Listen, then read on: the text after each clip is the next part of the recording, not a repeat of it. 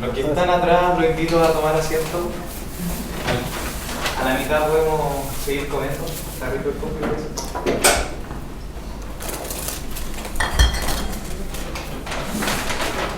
Ya, en honor al tiempo vamos a comenzar. Disculpen la demora, pero tratemos también que es un horario un poquito complicado para quienes venimos saliendo de la pega, entonces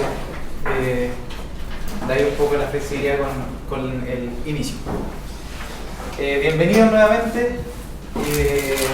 Solo para introducir rapidito, ya retomamos las actividades en este 2020. Ya hemos comenzado, ya tuvimos un primer evento que es el que voy a mencionar a continuación. Ya estamos alrededor de los 1.600 usuarios digamos que participan dentro de esta comunidad, no de manera tan activa como podrán ver, pero la idea es obviamente seguir aprovechando este tipo de instancias y potenciarlas para que podamos seguir compartiendo y difundir el uso de R. En el meetup pasado tuvimos el RConf, por aquí me imagino que ustedes estuvieron presentes, ahí tuvimos la oportunidad de ver en vivo a nuestro grande Atli. Estuvo bien interesante y la idea, bueno, es seguir con estas instancias y promover este tipo de eventos. Se nos viene próximamente el SQL Saturday, que se va a hacer en paralelo y en conjunto más bien con el SAT RD. Está por confirmarse dada toda la contingencia actual. Canales de difusión, recordarles que está el link, está en nuestra página de Meetup, ahí ustedes donde se van a ir enterando de todos los eventos. Y también tenemos una página que es la User Chile.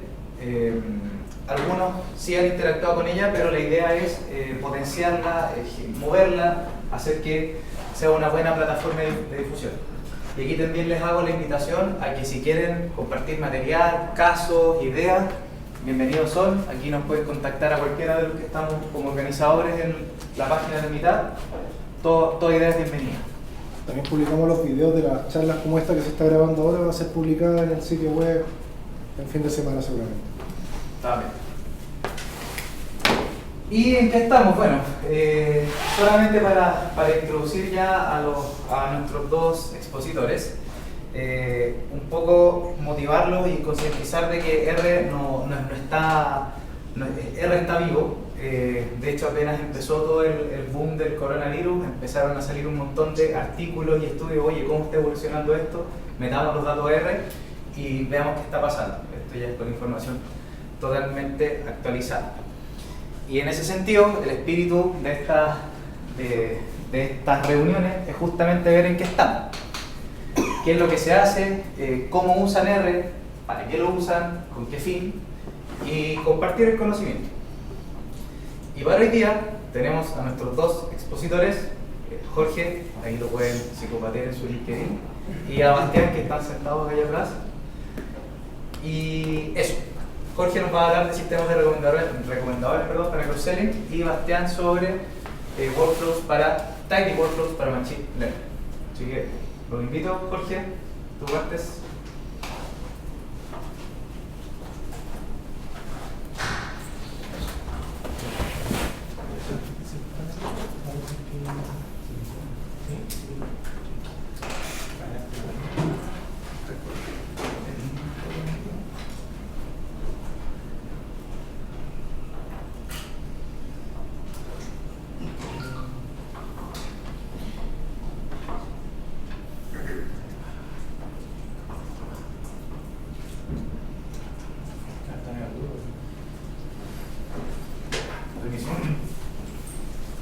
Buenas tardes a todos, ¿cómo están? Bien. Qué bueno. Bien, yo les traigo un tema bien sencillo cuando uno lo mira por arriba, pero medio complejo cuando se mira por debajo. La idea es que se entienda lo que son los sistemas recomendadores, así que vamos a hacer una lista panorámica. Y todo esto en función de un proyecto en el que estuvimos metidos nosotros como Metricats antes de ser ITY, que se desarrolló en nuestro país de la región y que involucra este tipo de sistemas. Yo la verdad no he participado mucho en mitad, este sería mi tercero, pero entiendo que siempre el expositor se debe presentar, así que ¿quién soy yo? Bueno, mi nombre ya lo vieron, Jorge Arevalo. Sobre mí, podría decir que estudié ingeniería matemática en Los Ángeles. Luego de eso, me puse a hacer clases en distintas partes, CPH, algún instituto por ahí, otra universidad. Hasta que un día una muy buena amiga me llamó y me dijo, oye, ¿sabes qué? Vente para acá, estáis puro leyendo ahí así. Véngase para acá y me transformé en consultor de Matrix. Ahora igual. Esa foto que ven ahí parece como de la playa, pero en realidad es mi balcón. ¿Ya? Y son mis pies. Entonces, eso me define harto porque me gusta llegar después de un día, no sé, agotado, sentarme en mi balcón y mirar ese sol hermoso, como una cervecita quizás. La guitarra también me gusta mucho. Y si pudiese definirme en una frase, esa es la que más ocupo en mi vida. Generalmente antes de mandarme alguna que envío mañana. ¿Ya? Ese sería ya un resumen. Ya, vamos a lo que nos compra. ¿Qué vamos a entender por recomendado? Yo creo que todos ustedes, sus hijos, sus sobrinos, sus primos chicos, todos deben tener alguna idea de lo que es un recomendador. Porque es cosa de ver YouTube, ¿cierto? O sea, yo entro a YouTube y YouTube ya me tiene una lista desplegable de un montón de cosas que yo ni siquiera he visto, pero que eventualmente me podrían gustar. ¿Cierto? Lo mismo con Spotify. ¿Qué otra cosa podría decir? Netflix, ¿cierto? Eso es maravilloso Netflix, porque uno ni siquiera, bueno, igual uno termina gastando mucho tiempo en qué cosa va a ver, pero hay un recomendador ahí. Y si uno entra a Google y pone ¿qué es un recomendador? La definición que se va a encontrar es esta de acá. Es un sistema que proporciona a usuarios una serie de sugerencias personalizadas, eso es lo clave. ¿Ya? Que el recomendador actúa para alguien, no es así como para todos, sino que es personalizado sobre un determinado tipo de elementos. ¿Ya? Esos elementos no le vamos a llamar ni elementos ni productos, sino que ítem. En jerga de recomendadores se habla de recomendaciones y de ítems. ¿Ya? Y hay un par de famosas plataformas que ocupan recomendadores.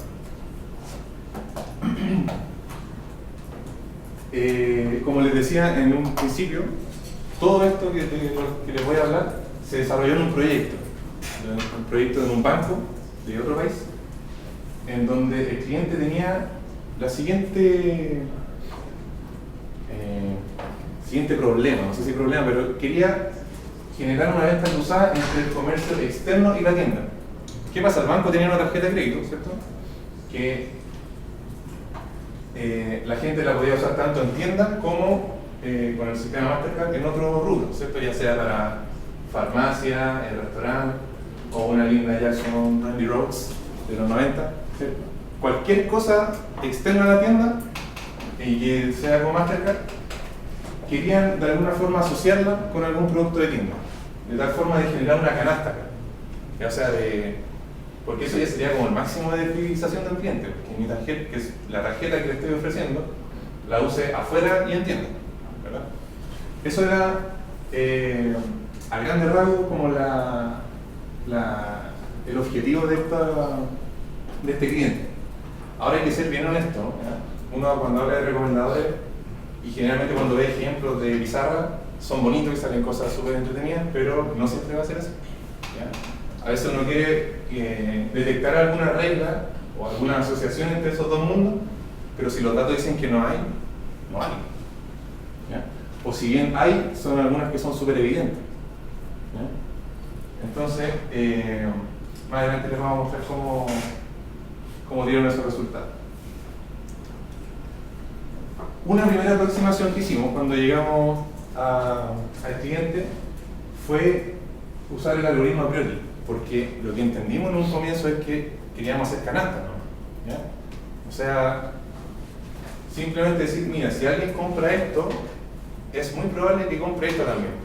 ¿Ya? Por ejemplo, la persona que va a comprar pañales, es muy probable que también compre un hipócrita. Esa regla, que nosotros le llamamos regla de asociación, eran las que queríamos encontrar, pero más adelante nos dimos cuenta que no fue suficiente. Así que el algoritmo a priori ahora vendría a ser una primera aproximación. ¿Ustedes conocen el algoritmo a priori a todo esto? ¿Sí? Es bien sencillo, la verdad. Y por eso estábamos contentos en un principio, porque dijimos, esto lo sacamos en una semana. Bueno, no sucedió así. Pero ¿en qué consiste básicamente este algoritmo? Primero, nosotros tenemos que definir lo que son las reglas de asociación. ¿Ya? Para eso necesitamos saber qué son los ítems y qué son las transacciones. Entonces, fíjense, imagínense ustedes en el supermercado, cuando van a comprar las cosas del mes, ustedes le dan una boleta donde tienen tantos ítems, huevo, yogur, palta, todo eso, y esa misma boleta sería una transacción. ¿Ya? Entonces, cuando yo estudio un universo de personas, donde supongamos en un día del supermercado llegaron 1000 personas a comprar, tengo 1000 transacciones, ¿ya? 1000 transacciones y una cantidad de ítems. Entonces, me gustaría saber, o me gustaría definir en realidad, una regla como esto que aparece acá, que se lee como X implica Y. ¿Qué significa eso? Significa que un ítem, cualquiera de acá, o un conjunto de ítems, está asociado a otro conjunto. O sea, en particular, estos dos conjuntos son conjuntos propios de Y y son disjuntos. Por ejemplo, me gustaría saber si es que la gente que compra fideo también suele comprar té, para dar un ejemplo. ¿Ya? Ahí estaría diciendo que los fideos implican té. ¿Ya? Y quiero contar eso, quiero medirlo. ¿Cómo se mide? Se mide así.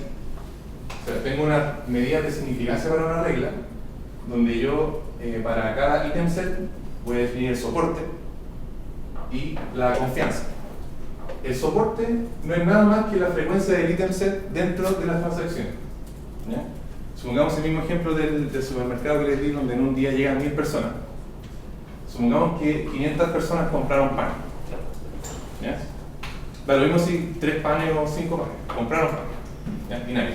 ¿Sí o no? En ese caso, yo tendría que el soporte del ítem pan es del 50%. ¿Cierto? Porque de las 1000 personas que fueron a comprar, de las 1000 transacciones que tengo, 500 fueron de pan. O dentro de la boleta hay pan. ¿Ya? Y análogo a esto se define la confianza de la regla, no del ítem, sino que de la regla. Y eso sería básicamente el porcentaje de las transacciones que, teniendo a X en el antecedente, tienen también Y en el consecuente. ¿Se entiende eso, no? O sea, por ejemplo, ahora quiero ver la regla, pan implica mortadela, o no sé, mejor algo más bonito, queso. Pan implica queso. Entonces voy a ver todas las transacciones que tienen pan, guardo ese número, y de esas mismas veo cuáles tienen además queso, y divido ese número por el anterior. Y ahí voy a tener la confianza de esa regla, o el confidence. Disculpa, no sé si se pueden hacer preguntas. ¿Sí? Es lo mismo que buscar de que se inversa, o sea, buscar Y, luego los Y que contengan la X, y yo llegaría al mismo resultado. Ah, ¿acaso refleja? Sí. Ya. Sí, es una relación. Sí. Bien, ¿y cómo ya que tenemos esas definiciones preliminares, cómo funciona este algoritmo? Primero, hay que identificar cuáles son los ítems set con un soporte mayor a un umbral establecido. Eso es un número que uno tiene que agregar, ¿ya? Porque está claro, ¿cierto? Necesito saber los que son más frecuentes, los que tienen un mayor soporte. Entonces, de todo mi abanico imaginémonos siempre en el supermercado, que es un caso más fácil, de todo el espectro de ítems que hay posibles para elegir, ¿cuáles son los conjuntos que más se repiten? Un conjunto puede ser cualquier parte, puede ser fideos con neumáticos y, no sé, ropa. Eso puede ser un ítem set, ¿ya? Por supuesto que no debe ser muy frecuente, debe tener un soporte bien bajo. Entonces, para eso me sirve sombrar, para decir, mira, considérame los ítems set, pero estos que valen la pena nomás. Los de acá, chao. ¿Ya? Luego, esos ítems set se van a convertir en reglas de asociación. ¿Y cómo se van a convertir en reglas de asociación? Entonces, voy a tomar cada ítem set frecuente y de ese lo voy a despedazar en todos sus subconjuntos posibles, propios, o sea, que no sean el mismo conjunto. Y para cada subconjunto S de I, voy a crear la regla S implica a I menos S. ¿Se entiende? O sea, de mi ítem set I que tengo grande, saco un pedacito y veo, estudio la regla, ese pedacito implica el resto. O sea, para ver qué tan frecuente es eso. ¿Ya? Y desde ahí descartar todas las reglas que no superen un mínimo de confidence. Así se van creando la regla de asociación. ¿Cómo va a comenzar? Siempre va a comenzar con ítem set unitarios, o sea, o fideo, o arroz, o pan. ¿Ya? Eso van a ser mis ítem set. Voy a ver su soporte, obviamente, y me voy a basar en este principio, que es, si un ítem set no es frecuente, entonces todos los ítem set que lo contienen tampoco lo son. ¿Cierto? Es obvio. O sea, si el arroz no es muy frecuente, el arroz con fideo tampoco es frecuente. ¿Ya? Ese a priori en 2 minutos. ¿Ya? Ahora ya dejemos un poquito de lado eso y vamos como a los datos. Uno puede tener una especie de boleta de supermercado, que es esto de acá, ¿verdad? Donde, bueno, perdón, aquí tendría que ser, esto está como un poco compacto, pero imaginémonos que cada una de estas es una boleta, ¿ya? De un usuario 1, usuario 2, usuario 3. Y el ítem sería el conjunto de cosas que está llevando. ¿Ya? Esa es una forma simple que se llama como boleta, y también está la otra forma de representar estas transacciones, que es como canasta, ¿ya? O el basket, en donde es lo mismo, pero los ítems pasan a ser columnas, ¿ya? Y se indica con un 0 o 1 si es que el usuario llevó ese ítem o no lo llevó. En este caso también podría ser cuántos llevó, en vez de si llevó o no llevó, cuántos llevó. Y ahí tendríamos, en lugar de 0 y 1, cualquier número entero, o natural, ¿verdad? ¿Y por qué les explico eso? Porque cuando ya nos pasamos a R, ¿ya? Vamos a necesitar decirle al algoritmo qué tipo de matriz estamos usando, qué tipo de tabla. ¿Ya? Para eso está el paquete arules, ¿ya? Que me sirve para implementar este algoritmo a priori. Y lo hace a través de esa función que lleva el mismo nombre, a priori. Y es algo así, esto es bien pseudocódigo, por eso les puse pseudocódigo. Lo primero que tienen que saber es que el a priori utiliza objetos que se llaman transaction. Como todo buen paquete de red, no sé por qué tienen esa manera de definir otro objeto. O sea, no puede ser un data frame, sino que tiene que ser un transaction. Así que hay que transformar todo a transaction. Y hay que indicarle, por ejemplo, si yo quiero o le estoy entregando un input single o en forma de basket. ¿Ya? ¿Qué otra cosa interesante tiene esta función o este paquete? Puedo también contar o que me arroje inmediatamente todos los ítems set, perdón, toda la frecuencia de cada ítem set. ¿De qué tipo? Absoluta, o sea, que cuente, por ejemplo, cuántas veces aparece cada ítem set, o bien relativa, en términos de porcentaje. ¿Ya? Ya es la función propiamente tal que genera toda esta lista de reglas y su respectivo soporte y confidence. Y además tiene otro tipo de funciones como el subset, que es para ya cuando quiero hacer un trabajo más fino, o sea, si quiero encontrar una regla que cumpla ciertas características, por ejemplo, que contengan el ítem A y el ítem B, y el resto chao. ¿Ya? O sea, hay hartos parámetros para controlar esto.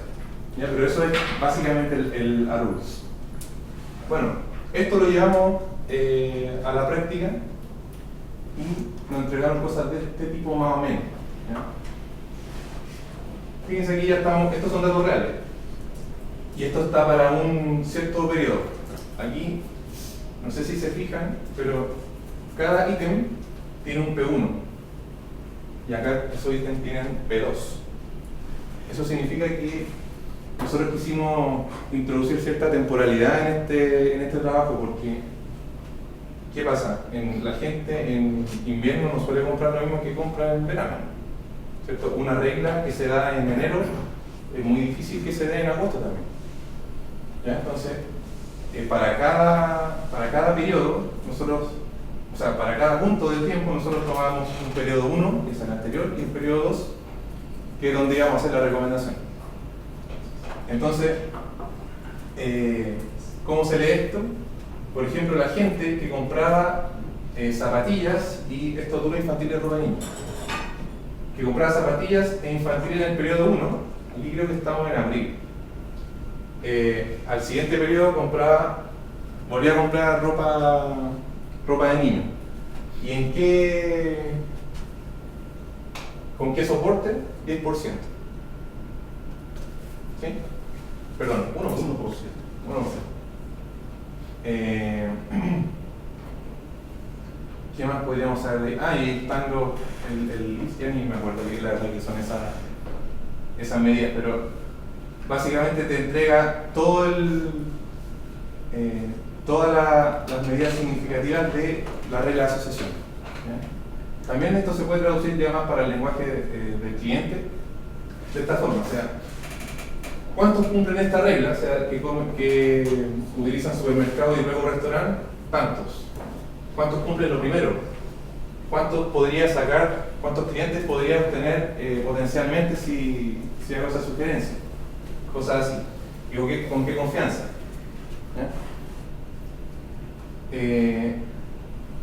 Si uno se fija acá, como que no hay mucha novedad, ¿cierto? O sea, a la gente que compra en farmacia, restaurante, después compra en supermercado, es como, ¿quién no hace eso? Y además, no sé si ven una falla o una debilidad aquí, que estas son reglas para ofrecérselas a todos. O sea, cada regla de asociación es para el pueblo, o sea, tomen. Y el que quiera la agarra y el que no quiera, no. Entonces, ahí tuvimos que dar un borrón y cuenta nueva y empezar con el recomendador, porque el recomendador es una forma ya más personalizada. ¿Sí? Ya, entonces ahora estamos hablando de recomendadores. En los recomendadores hay dos tipos básicamente, porque hay más tipos. ¿Ya? El primero son los recomendadores basados en contenido. Y en palabras simples, estos recomendadores responden a esta premisa, o sea, muéstrame más cosas como las que ya me han gustado. O sea, a mí como usuario, ¿cierto? Yo tengo una historia de cosas que he consumido o cosas que he valorado, cosas así, y me gustaría que me ofrecieran cosas nuevas en función de esa historia. O sea, el resto de personas aquí no importa. En cambio, los recomendadores basados en filtrado colaborativo son precisamente lo contrario, o sea, quiero que me muestres cosas que le hayan gustado a gente parecida a mí. ¿Cómo se entiende eso? Supongamos que a mí me gusta, o no, a Wilson le gusta la pizza, la cerveza y el rock. ¿Ya? A usted también le gusta la pizza, la cerveza y el rock. Y a Miguel también. Y a mí me gusta la pizza y la cerveza. Entonces, un recomendador que llega allí va a decir, uy, mira, este loco, se parece mucho a Wilson, a usted y a Miguel. Entonces, es muy probable que le guste el rock. Y me va a recomendar el rock. ¿Se entiende? Por eso se llama filtrado colaborativo, porque las recomendaciones que me van a hacer a mí son en base al resto.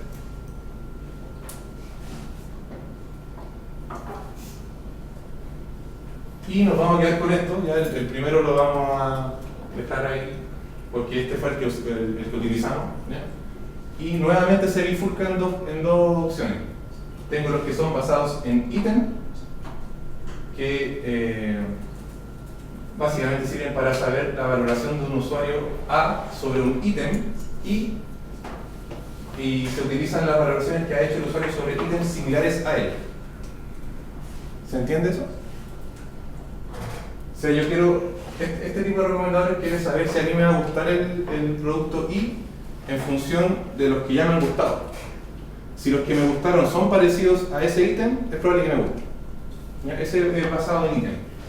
¿Cuál es la diferencia entre el primer caso que mostraste antes, ya no me acuerdo cómo se llama, el que no era colaborativo y el basado en ítem? El basado en contenido y el basado en ítem. Porque está diciendo que depende de las cosas que me gustaban antes, y eso ¿Sí? es exactamente lo que dice el basado en contenido. Ah, ya. Lo que pasa es que aquí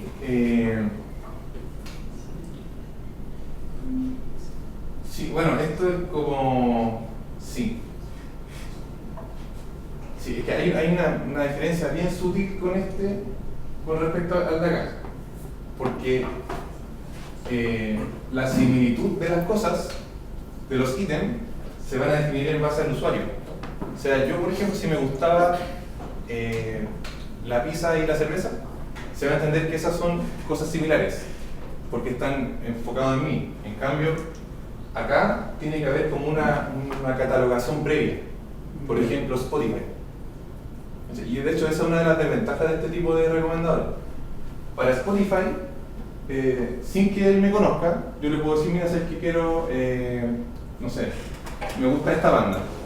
Y él automáticamente me va a dar una serie de otras bandas porque ya las tiene catalogadas. ¿Sí? Entonces, este tipo de recomendadores requiere mucho, no sé si lo manual, pero mucha catalogación previa de los ítems. Y está el basado en usuario. Entonces para saber la valoración que un usuario va a hacer sobre un ítem, se utilizan las valoraciones sobre ese mismo ítem, pero de la gente que se parece a ese usuario. ¿Sí? Es como el ejemplo de la pizza y el rock que les di hace un rato. Este es el que utilizamos nosotros.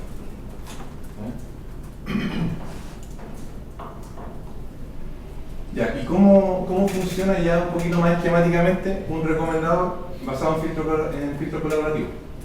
Supongamos que aquí yo tengo, vamos a dar un ejemplo de Netflix. ¿Ya? Supongamos que estos ítems son películas. ¿Ya? Aquí tengo usuarios y todo lo que ven en la matriz son notas, ¿ya? Que supongamos van del 1 al 5. ¿Ya? Entonces, para hacer una recomendación, primero hay que fijarse en un usuario objetivo, o sea, ¿a quién le voy a hacer la recomendación? Supongamos que el que está en amarillo va a ser el usuario objetivo, ¿ya? A él le quiero hacer la recomendación. Entonces, si yo miro aquí todo mi universo de personas, me fijo que este en realidad se parece mucho a estos tres que están azuleados. Ojo que decir se parece mucho, igual es ambiguo, ¿cierto? Porque ¿en qué me estoy basando? ¿Cuál es el criterio? Ya lo vamos a ver eso. Pero si se fijan, este de acá no tiene nada que ver con el de aquí porque justamente tiene valoración en otras películas, aquí 0, pero este, por ejemplo, consiguen en el 4, ¿verdad? Aquí están más o menos cerca, aquí también, y así con lo otro. Entonces, si lo llevamos al plano esto, bueno, plano, entre comillas, sería algo así. ¿Ya? Como que estos tres usuarios son muy cercanos a este de acá, no así los demás. Entonces, para efectuar recomendaciones sobre este usuario, voy a promediar los rankings de estos otros y se los voy a asignar donde él no tiene ranking. Por ejemplo, esta película que él no vio, yo basándome en los otros de acá, que serían estos dos, promedio y le voy a asignar una nota de 3,5. ¿Se entiende? Y así para los demás. Entonces, el recomendador diría, mira, sabes que este tuvo un buen ranking, así que recomendémosle la película 2 al usuario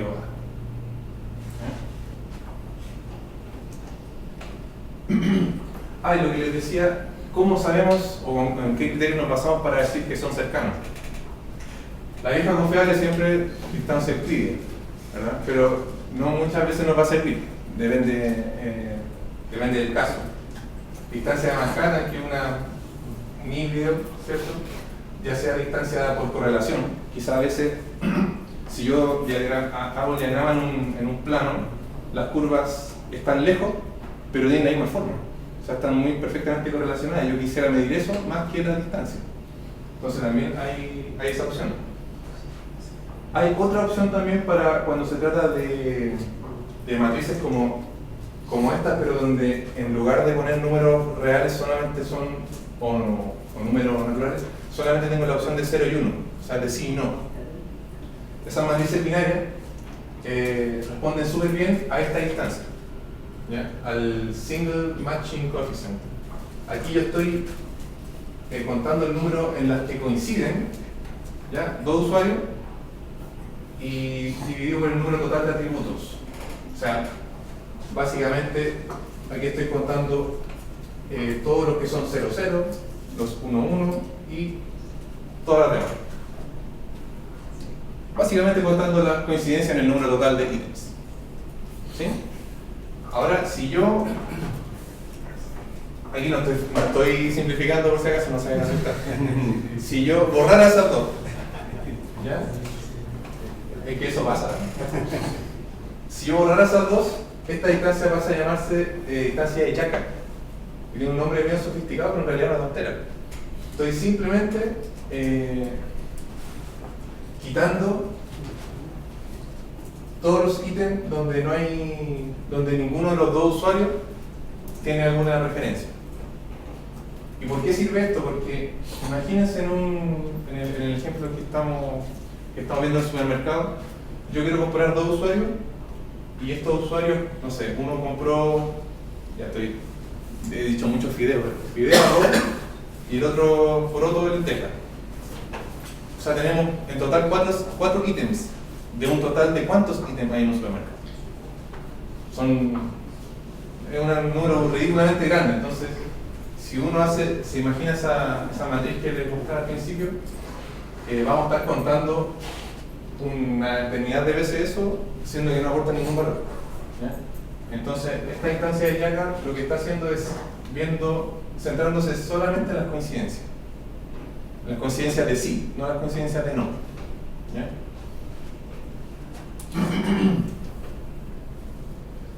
Y bien, vamos a ver entonces, estamos en unidad de R. Entonces, la librería de la cual les voy a conversar brevemente es la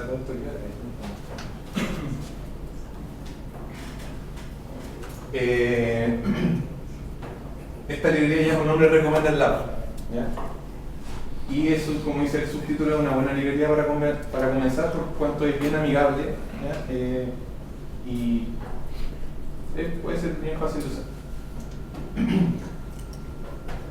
Primero, la estructura básica nuevamente de este paquete. Yo le voy a entregar una matriz de input, ya sea single o canasta, y la va a transformar en un rating matrix. O sea, nuevamente pasa eso que R me cambia de mi matriz y me la convierte en otra matriz que es exactamente igual, pero sí es un objeto tipo rating matrix.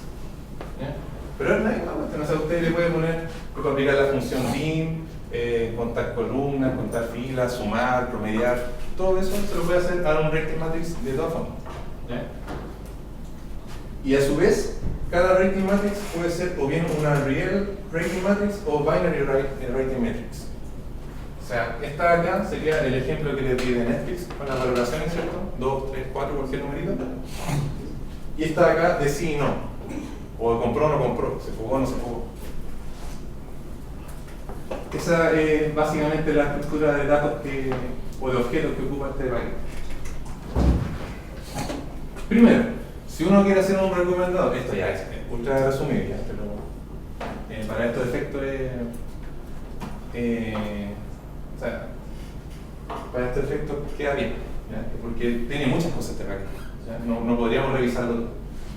Pero si yo quiero hacer un recomendador, lo primero que tengo que ver cuáles son los recomendadores que me ofrece este paquete, ¿ya? Porque hay muchos, ya vimos que hay hartos tipos y de esos tipos existen un montón de algoritmos. Entonces, para eso, yo ejecutando esa línea recommender registry get entries me va a entregar una lista gigante, aquí solamente está cortada, pero una lista gigante de recomendadores con sus características.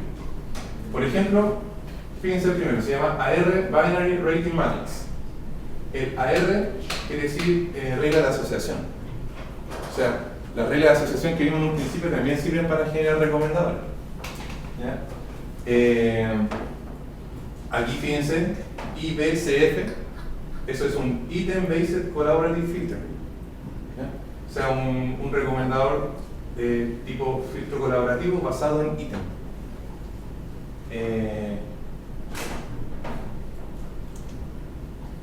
Aquí está, de hecho, el que usamos nosotros, basado en usuario y con la distancia de Jacob. Porque hay que estar buscando cuál es el que me sirve. Ya, ese me sirve, ese quiero. Entonces me guardo ese nombrecito que está acá, que es VSF for Binary Rating Matrix. Y el que voy a usar. Entonces, también bien resumido, la función que me va a entrenar el recomendador lleva por nombre recommender.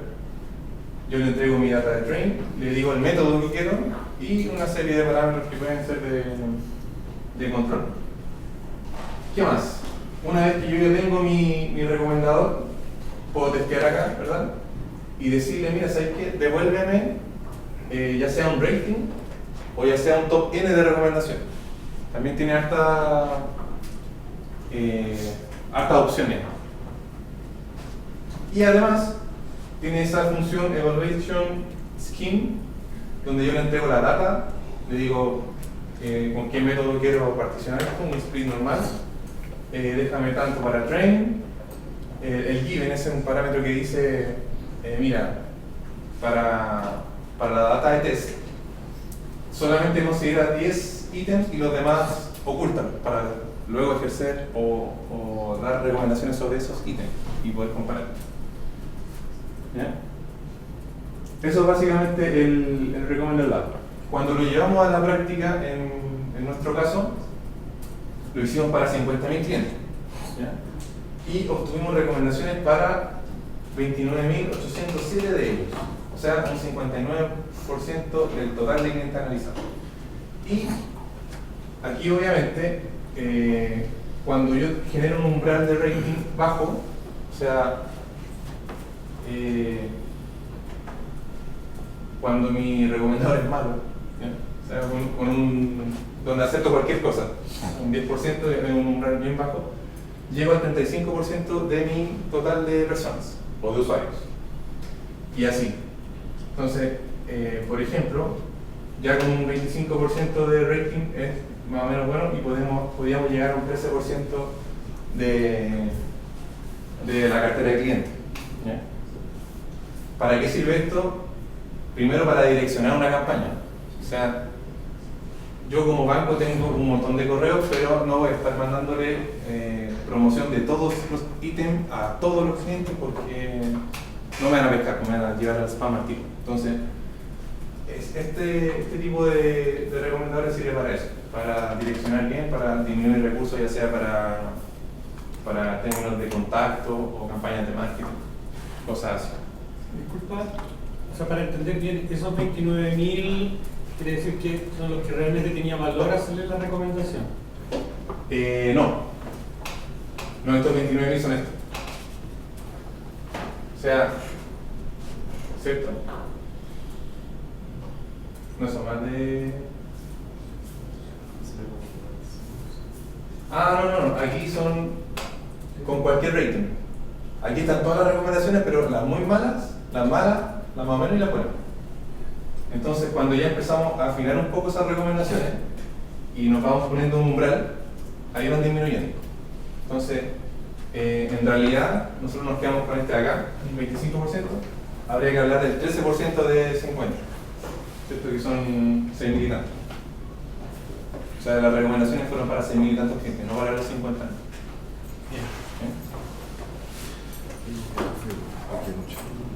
Bueno, esa sería mi presentación. Muchas gracias por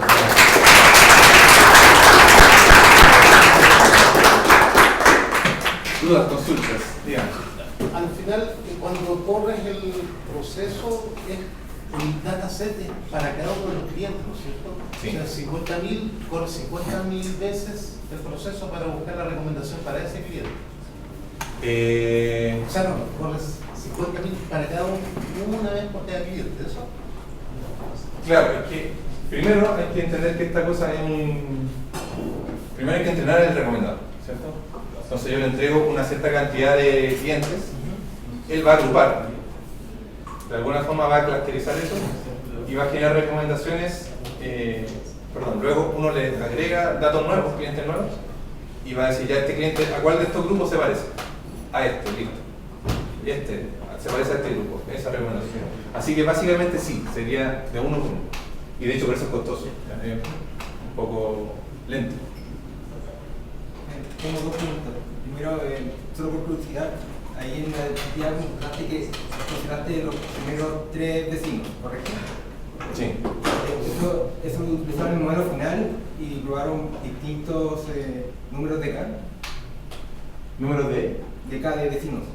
Quiero considerar los 4, 5, 6 vecinos. Ah, sí, sí. Sí, es que ese es un parámetro que también se puede ir moviendo. Y resultó que el 3 era el más óptimo. No, de hecho ese 3 está ahí porque me lo robé de un... Ah, ya. Ya, de un monito de un libro.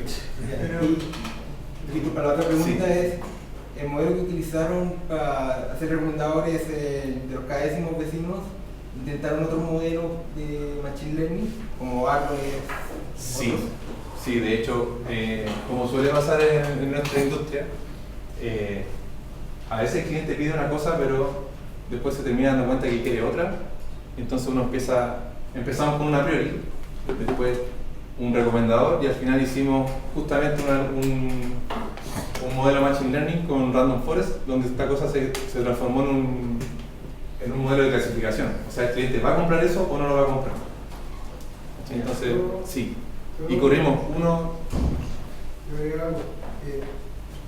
Eso que dice Jorge, bueno, es súper bueno, pero el problema de hacerlo es que nosotros tenemos ese cabo limitado, eran 80 SKU nomás. En cambio, cuando uno hace un modelo de recomendación puede tener 20.000, 30.000, 40.000 SKU, y no se puede hacer un random forest para cada SKU. Claro, porque ahí tuvimos que hacer un random forest por ítem, o sea, hicimos 80 random forest.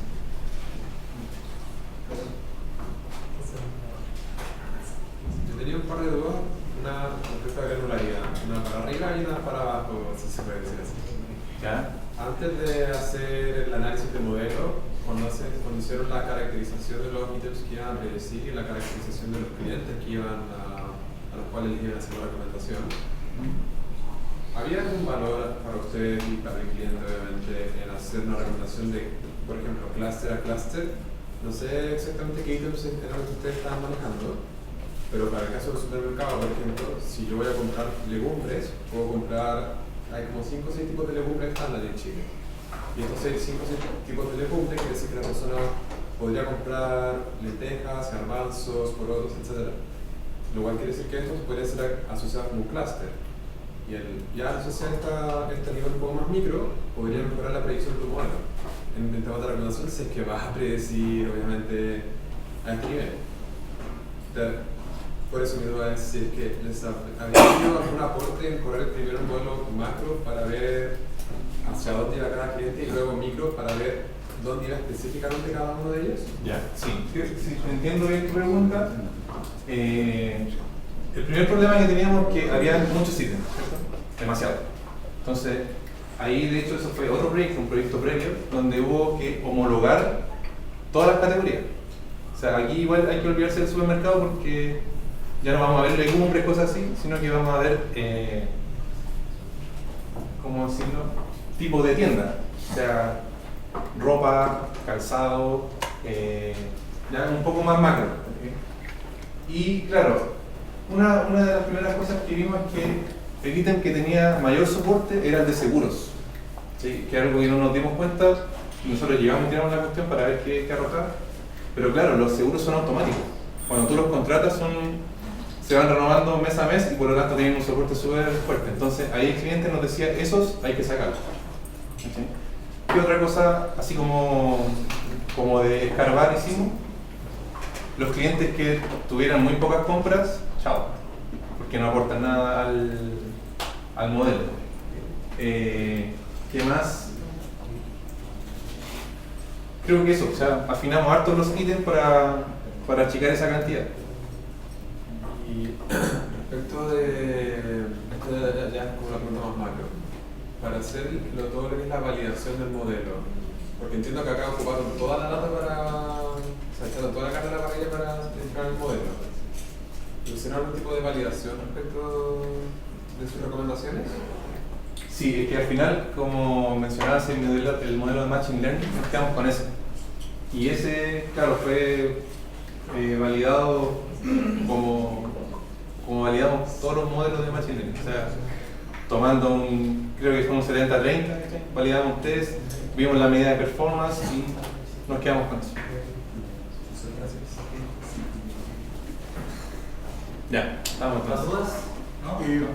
Sí, Yo, sobre lo que pareció que preguntaba antes, cuando elegías la distancia, por ejemplo, ¿tenía algún valor fijo?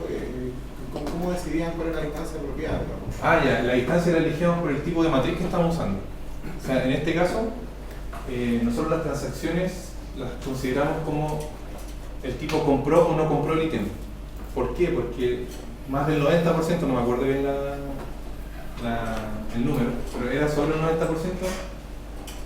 en los periodos de análisis solamente compraba de a un ítem, o mejor dicho, cada ítem lo compraba solamente una vez.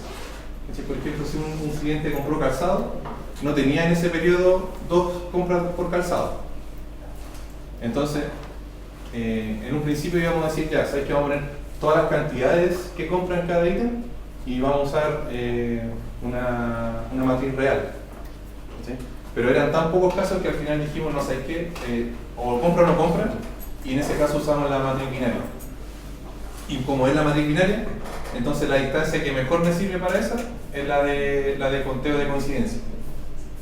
¿Sí? Como una distancia, algo más discreto. Sí, no, sí. Decía que usaban la de Jacar. Jacar, claro. Sí. Pero el valor asociado, digamos, o sea, ¿cuál es la distancia mínima para decir que eran parecidos? ¿Eso lo decían ustedes? Ya. No, es que aquí no es necesario poner esa definición previamente, porque tú a cada punto, digamos, llamémosle punto, lo estás comparando con los demás y te estás quedando con los que están más cercanos. O sea, no es necesario tener decir cuándo está cerca o lejos. ¿Sí? Es como compiten. Todas esas distancias están compitiendo entre ellas y te quedas con las menores. Y después se ve si se eligió bien, digamos, mediante el testeo. Claro. Ahora bien, esto igual lo puedo mencionar. Nosotros hicimos un análisis para ver qué tan bueno queda ese clúster y no queda tan bueno. Vimos, ¿te acuerdas de Miguel? Anchos de silueta vimos y no andaban bien. Sí, pues. Ya. Sí, pero claro, o sea, elegimos esa distancia porque era la mejor que se comportaba de las que estudiamos, que tampoco la estudiamos todas. En el tema de la elección de la distancia, igual ustedes comparan periodo que compra y después compra otra cosa. Claro. ¿Cómo vieron? Porque al final todas las cosas tienen los mismos periodos. Uno podría, puede ser algo, comprar una camiseta cada 6 meses en vez de, en el caso de comida, cada una semana. ¿Cómo distinguen los productos que se comportan con la misma temporalidad? A ver. Bueno, ahí no hicimos distinción. O sea, todos los productos a la parrilla, nosotros solamente fijábamos un periodo y los usuarios que compraron al menos una cierta cantidad de veces, que no me acuerdo cuántas, iban a participar de esa tabla. Entonces, claro, si tú dices, este tipo me compraba muchas veces, cuando tú cada una semana me compraba alimentos, ¿cierto?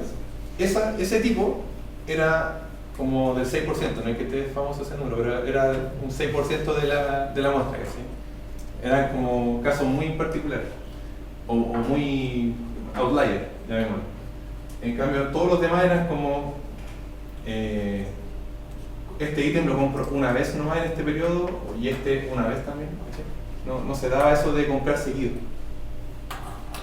Así que por eso participaron todos en el periodo de análisis. Dígame. ¿Cuál fue la mentalidad para tu cliente de implementar esto? Eso lo medimos, ¿no? Eso a mí me hubiese gustado saberlo, pero era una parte del proyecto de la que se querían encargar ellos. Entonces ellos después iban a testear esto con grupos de control y todas esas cosas. Una consulta con el tema de la temporalidad, por ejemplo, ¿quién compra viajes en verano, juguetes en Pascua? ¿Eso cómo lo modelaron? Sí, lo que pasa es que, claro, buena pregunta, porque el recomendador que hacemos nosotros se ejecuta cada mes. ¿Ya? O sea, yo me paro en un periodo de tiempo, por ejemplo, hoy día estamos en marzo. Entonces yo estoy parado en marzo voy a mirar 3 meses hacia atrás, 3 meses hacia adelante, y en ese periodo voy a ver a mis clientes, y voy a generar esa matriz de ítems que están comprando estos clientes, y respecto de lo que compraron acá, voy a ver qué van a comprar aquí, ¿cierto? Y eso es un recomendador, pero otro recomendador distinto va a ser el que hago cuando estoy en septiembre, porque aquí el dato es distinto, o sea, me estoy comparando 3 meses hacia atrás, 3 meses hacia atrás. Entonces eso de los viajes... En enero me interesa comparar con respecto a enero del año pasado y no a los 3 meses para atrás con la asociación.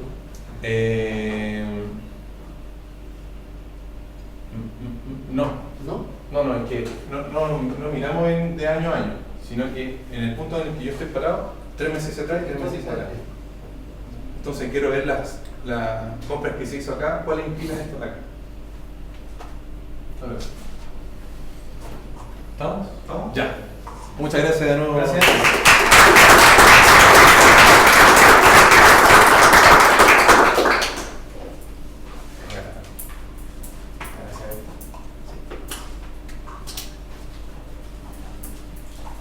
Ahora no era el tiempo, igual quien quiere estar libre de pasar a servirse un vituperio.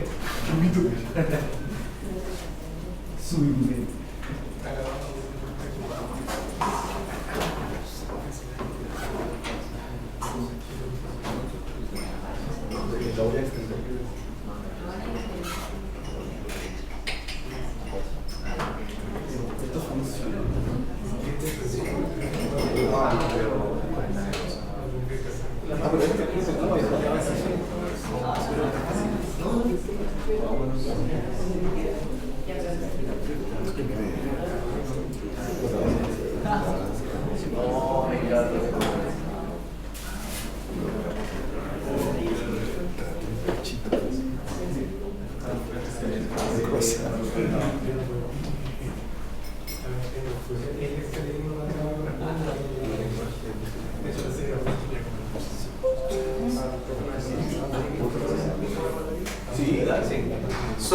Solo mencionarles que están totalmente invitados y bienvenidos, por favor, si es que quieren ustedes participar de las charlas y ustedes exponer sus ideas, sus casos, contáctenos, nos organizamos y pueden presentarse. Entonces, totalmente libres con ellos.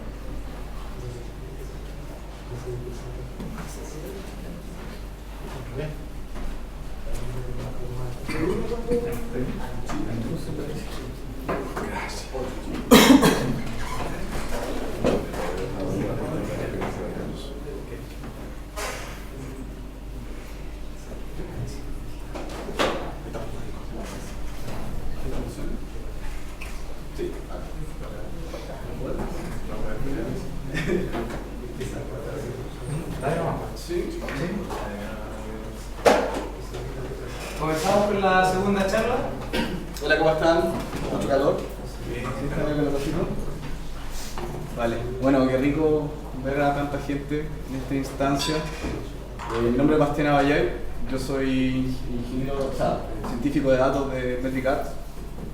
Y voy a comentarles hoy acerca de un procedimiento, un proceso que equivale a un workflow, ¿cierto? Un procedimiento de trabajo, más que nada, para abordar modelos predictivos, ¿ya? Y en particular para abordar modelos de Machine Learning. ¿Okay? Antes de comenzar, quiero dar las gracias a esta instancia y como detenerme un segundo a comentar qué rico que nos podamos juntar aquí quienes estamos como interesados en aprender de esto, como aprender de otros, sobre todo a quienes vivimos de ello y nos ganamos el sueldo trabajando en ello. Así que muchas gracias por venir, totalmente. ¿Vale? Bien. Tiny Workflows para modelamiento predictivo. Ahora es en inglés porque me di cualquier color, ya sé que está todo en inglés. Pero no se preocupen porque están todos los paquetes en inglés, toda la documentación en inglés, así que da lo mismo. Bien, si de atrás no ven, les recomiendo que se acerquen un poco porque es bien intensiva en código la presentación y hartos tips, así que si no ven, tomen la decisión gradual de acercarse, ¿vale? Bueno, les comento un poco quién soy yo. Tengo un background medio difuso en relación a la ciencia de datos. Yo soy ingeniero civil industrial de la Universidad Técnica Federico Santa María. Además de eso, soy magíster en ciencia de la misma universidad. Y bueno, y a nivel experiencia laboral, partí como asistente de investigación, haciendo clases en la U y distintas investigaciones. Posteriormente me dediqué, o en realidad me contrataron en MedLife como actuario. No sé si ubican ese perfil laboral, pero es bien interesante. Participé en uno de los proyectos más grandes fue la graduación de las tablas de mortalidad, o tablas de vida, si uno quiere ser como positivista, que utiliza MedLife hoy en día. Y actualmente me desempeño como consultor senior en ciencia de datos para métricas. Bueno, ya hace un tiempo, varios años yo creo, ocupaba MATLAB. Partí por ahí. MATLAB es un muy buen lenguaje, pero si uno quiere sacarle como profit al conocimiento de programación que tiene, MATLAB es un lenguaje o un programa, más que nada, pagado. Entonces es muy complicado que en una pega uno pueda ocupar MATLAB. Entonces es un conocimiento adquirido muy valioso, pero poco útil. Y posteriormente ingresé a R. Y cuando comencé a entrar a R, traté de aprender, entre comillas, las mejores herramientas que estaban disponibles, entre ellas Datatable. No sé si alguno lo ubica aquí, levante la mano, Datatable, ¿cierto? Datatable como paquete es súper poderoso, de hecho creo que es uno de los más poderosos para el manejo, la manipulación de los datos, pero en sintaxis es bien engorroso. ¿Ya? Es muy difícil que tú escribas algo en Datatable y que otra persona lo lea de inmediato y diga, oh, perfecto, me quedó claro lo que estáis haciendo aquí con las tablas, ¿vale? Y como me he especializado de a poco en el manejo, digamos, el modelamiento predictivo de series de tiempo, por supuesto XTS, Time Series y SUB, ya que actualmente ya son paquetes que yo considero vestigiales en R, ¿vale? Y por supuesto Base R, o sea, R en su forma tradicional y más purista. Hasta que conocí el Tidyverse. No sé si lo ubican a Tidyverse o Handlyverse, como le llaman algunas personas. Handlyverse, o sea, disculpen, Tidyverse es es un conjunto de paquetes que promueve RStudio y por supuesto también lo promueve Hadley Wickham. La mayoría de ellos son gestionados o creados por él. Y esos paquetes obedecen a cierta gramática del lenguaje en R que es muy fácil de digerir y es muy entendible para cualquier usuario, ¿ya?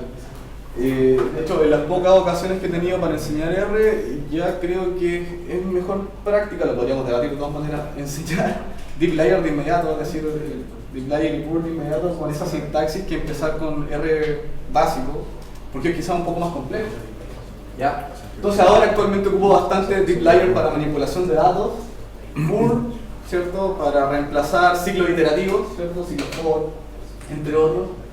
TidyR para crear datos tidy, y de eso se trata la presentación de hoy día, justamente es cómo nosotros vamos a abordar los datos tidy, de qué se trata esto del dato tidy y qué facilidades o digamos qué beneficios directos en el trabajo que uno realiza el día a día me puede proveer trabajar con datos tidy. ggplot2, por supuesto, lidar para poder importar datos, ¿cierto? Y tipos, ya que las tipos se definen en la página como una reimaginación moderna de los data frames, pero en el fondo son data frames bonitos, ¿ya? Son como súper estéticos con el tipo de dato arriba, las columnas bien formateadas, entonces tienen un método print súper, digamos, asequible al ser humano, a diferencia de los data frames, ¿vale? Y entre otras cosas que además mantienen el índice automático en las filas y otras herramientas que también son útiles. Tísico, claro, que vendría siendo un tool para serie de tiempo. ¿Y por qué es importante que haya un formato aparte? Es porque la serie de tiempo tiene un índice distinto, o sea, estamos trabajando en un universo temporal, por lo tanto mi data frame va a tener unas características también distintas, ¿vale? Estos son paquetes ya más nuevos. Y por supuesto mucho más, Stringr, Forecast, Nuriday, Caret, etc. Forecast, que son como los paquetes que uno ocupa en el día a día, o al menos yo. Y entonces es súper importante entender que Tidyverse en su esencia, ¿cierto? Es una colección de paquetes, pero es una opinión, o sea, es alguien que dice, yo opino que estos son los paquetes más adecuados, usted lo sigue o no, eso es cosa suya. Y la mayoría de las cosas que uno hace con Tidyverse las puede lograr con RBase, ¿cierto? Con RBase, desde un plot más simple hasta elementos más elaborados como ggplot y otros, ¿vale? Bueno, vamos a ver, ¿qué es data tidying? ¿De qué se trata el tidying finalmente? Tidying yo lo entiendo como ordenar, ¿cierto? Como estandarizar de cierta forma. Entonces, considerando que un dataset es una colección de valores donde ¿cierto? Cada valor obedece a una de las variables, ¿cierto? Y en cada fila tenemos una observación.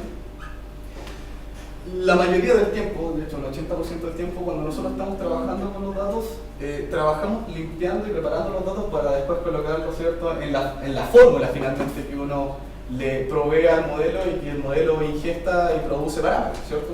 Un modelo de regresión lineal u otro. Entonces es mucho el tiempo que nosotros invertimos en procesar estos datos para poder recién modelar, ¿ya? Y ahí entra Tidyverse, entra justamente para responder a la necesidad de prototipar rápidamente, ¿vale? De filtrar rápido, de seleccionar columnas rápido, de renombrarlas incluso, ¿vale?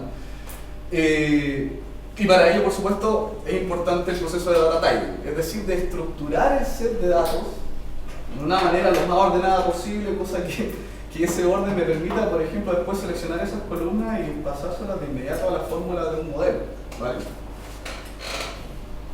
¿De qué se trata entonces el tidying? De hecho, de ordenar los datos, se trata, uno, de definir en cada columna de nuestro dataset una variable, ¿ya? En cada fila una observación y por supuesto que cada elemento del dataset sea un valor. Y yo creo que hasta aquí todos vamos juntos en más o menos cómo nosotros entendemos la ciencia de datos, o más que nada el análisis de datos con un dataframe, ya con una tabla de datos, ya muy al estilo Excel. Lo interesante de Tables, a diferencia de dataframe, es que nos va a permitir almacenar objetos dentro de su estructura. ¿Alguno programó en MATLAB acá? ¿Ninguno?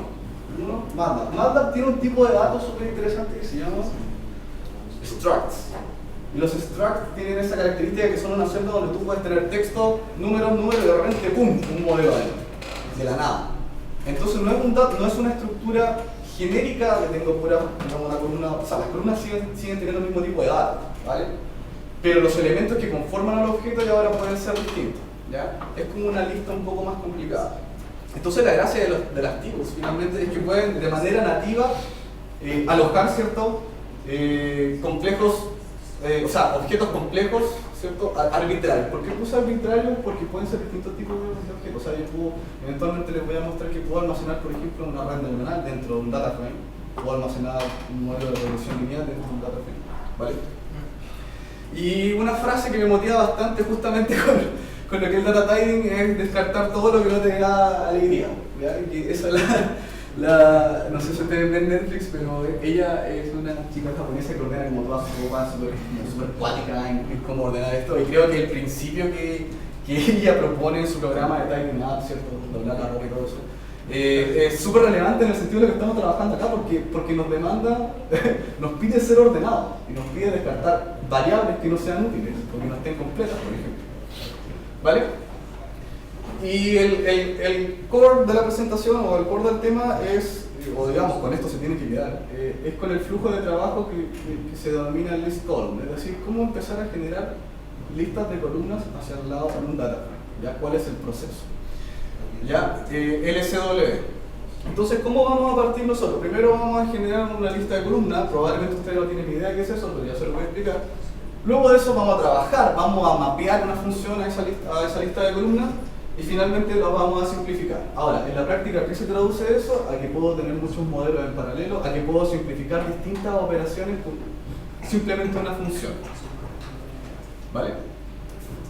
¿Y esto dónde lo encontramos? No sé si ustedes ubican esto, es el cheat sheet de Perl, en la segunda hoja. De hecho, en la segunda hoja del cheat sheet de Perl.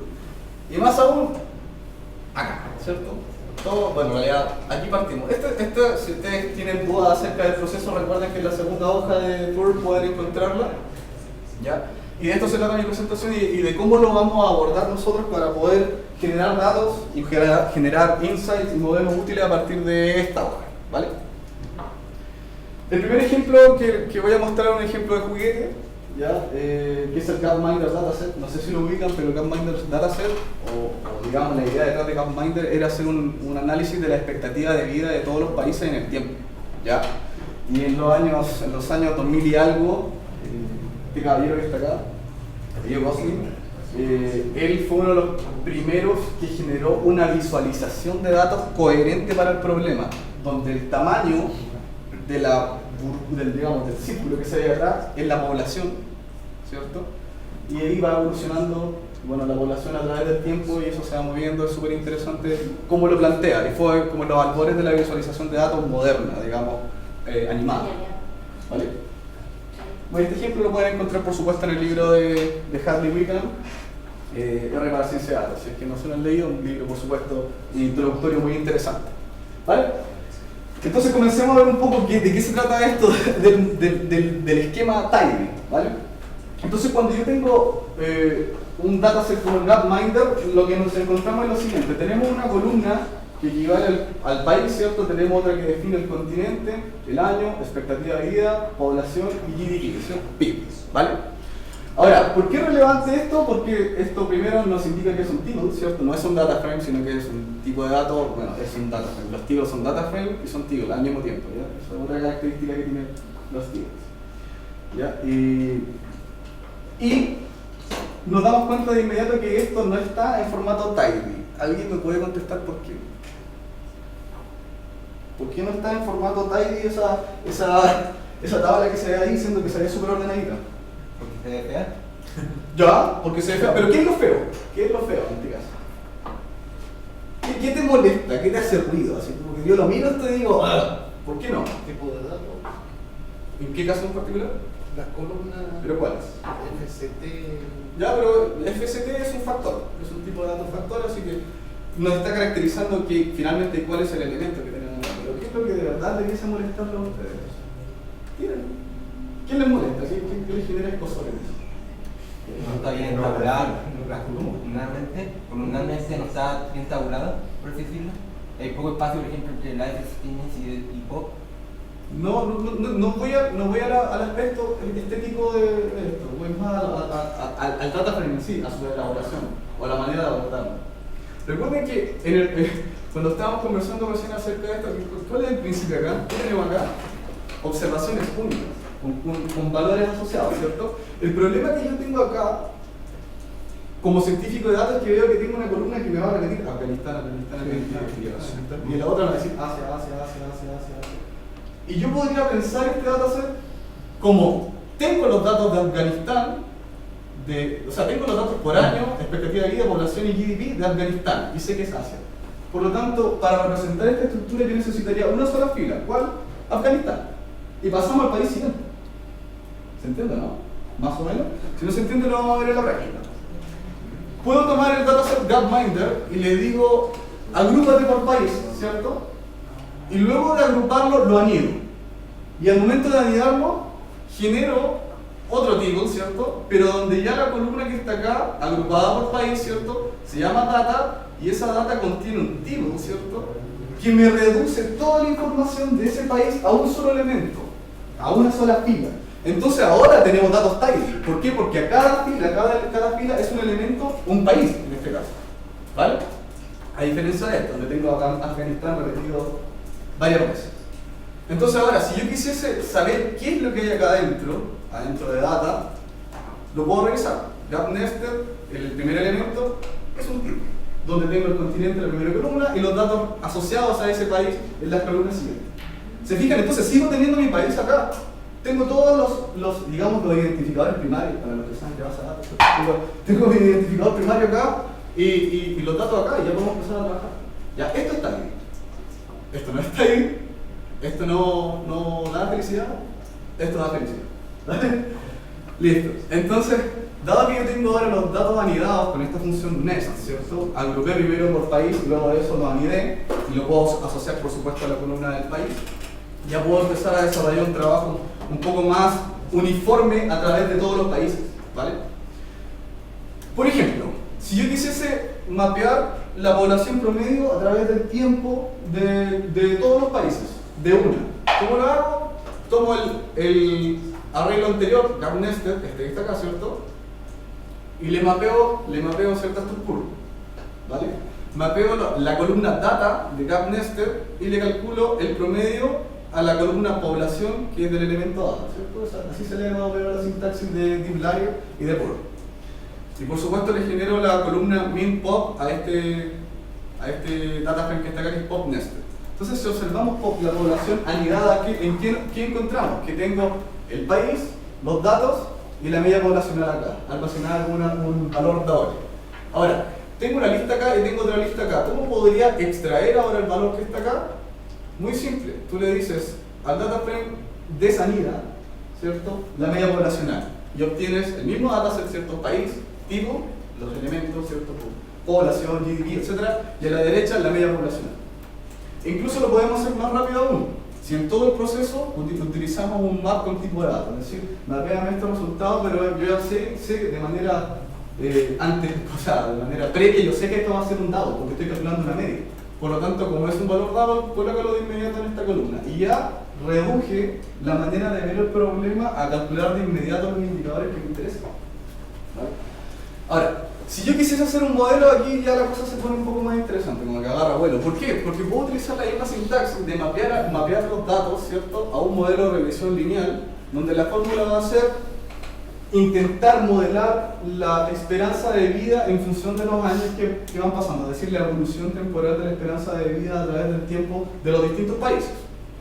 Entonces, una vez que logro esto, o que, digamos, mapeo el modelo de regresión lineal, puedo almacenar incluso un modelo de regresión lineal dentro del tipo. Entonces, nuevamente, me estoy ahorrando todo el trabajo de ¿qué harían ustedes? O qué haría, digamos, el Bastián de hace 3 años, tomaría esos de datos, haría un split por país y procesaría cada país, ¿cierto?, para calcularle la media, para calcularle los distintos indicadores, incluso un modelo de regresión lineal. Entonces, si a mí me interesa, por ejemplo, la evolución chilena, puedo generar un filtro, ¿cierto?, en el cual yo le digo, mira, de todos estos modelitos que está aquí, pásame que el país sea Chile, y ahora tengo una fila de esto, que es Chile, ¿cierto?, que es Chile que está acá. Bueno, y las columnas van a ser país, datos y modelos. Es decir, tengo el país Chile, los datos asociados a Chile y el modelo que logré obtener. Y si yo quisiese ver ese modelo, tengo mi modelo almacenado acá. ¿Te fijas? Chile model, el primer elemento, por supuesto, y le puedo generar un resumen. Yo tengo la estimación del modelo de regresión lineal con los distintos parámetros que contiene. ¿Hasta ahí alguna duda? ¿No? Buenísimo. Ahora, la idea de esto es no solamente quedarnos acá, sino que empezar a obtener aún mayor valor acerca del proceso de generación de columnas. Ya tenemos 3 columnas, el país, los datos asociados y mi modelo de regresión lineal. Yo podría, por ejemplo, o me interesa a mí a veces modelar, no sé, por ejemplo, la estabilidad de los parámetros de un modelo, por dar un ejemplo. Entonces yo podría utilizar las funciones tidy y glance, que son parte del paquete Broom, nuevamente en el marco del tidyverse.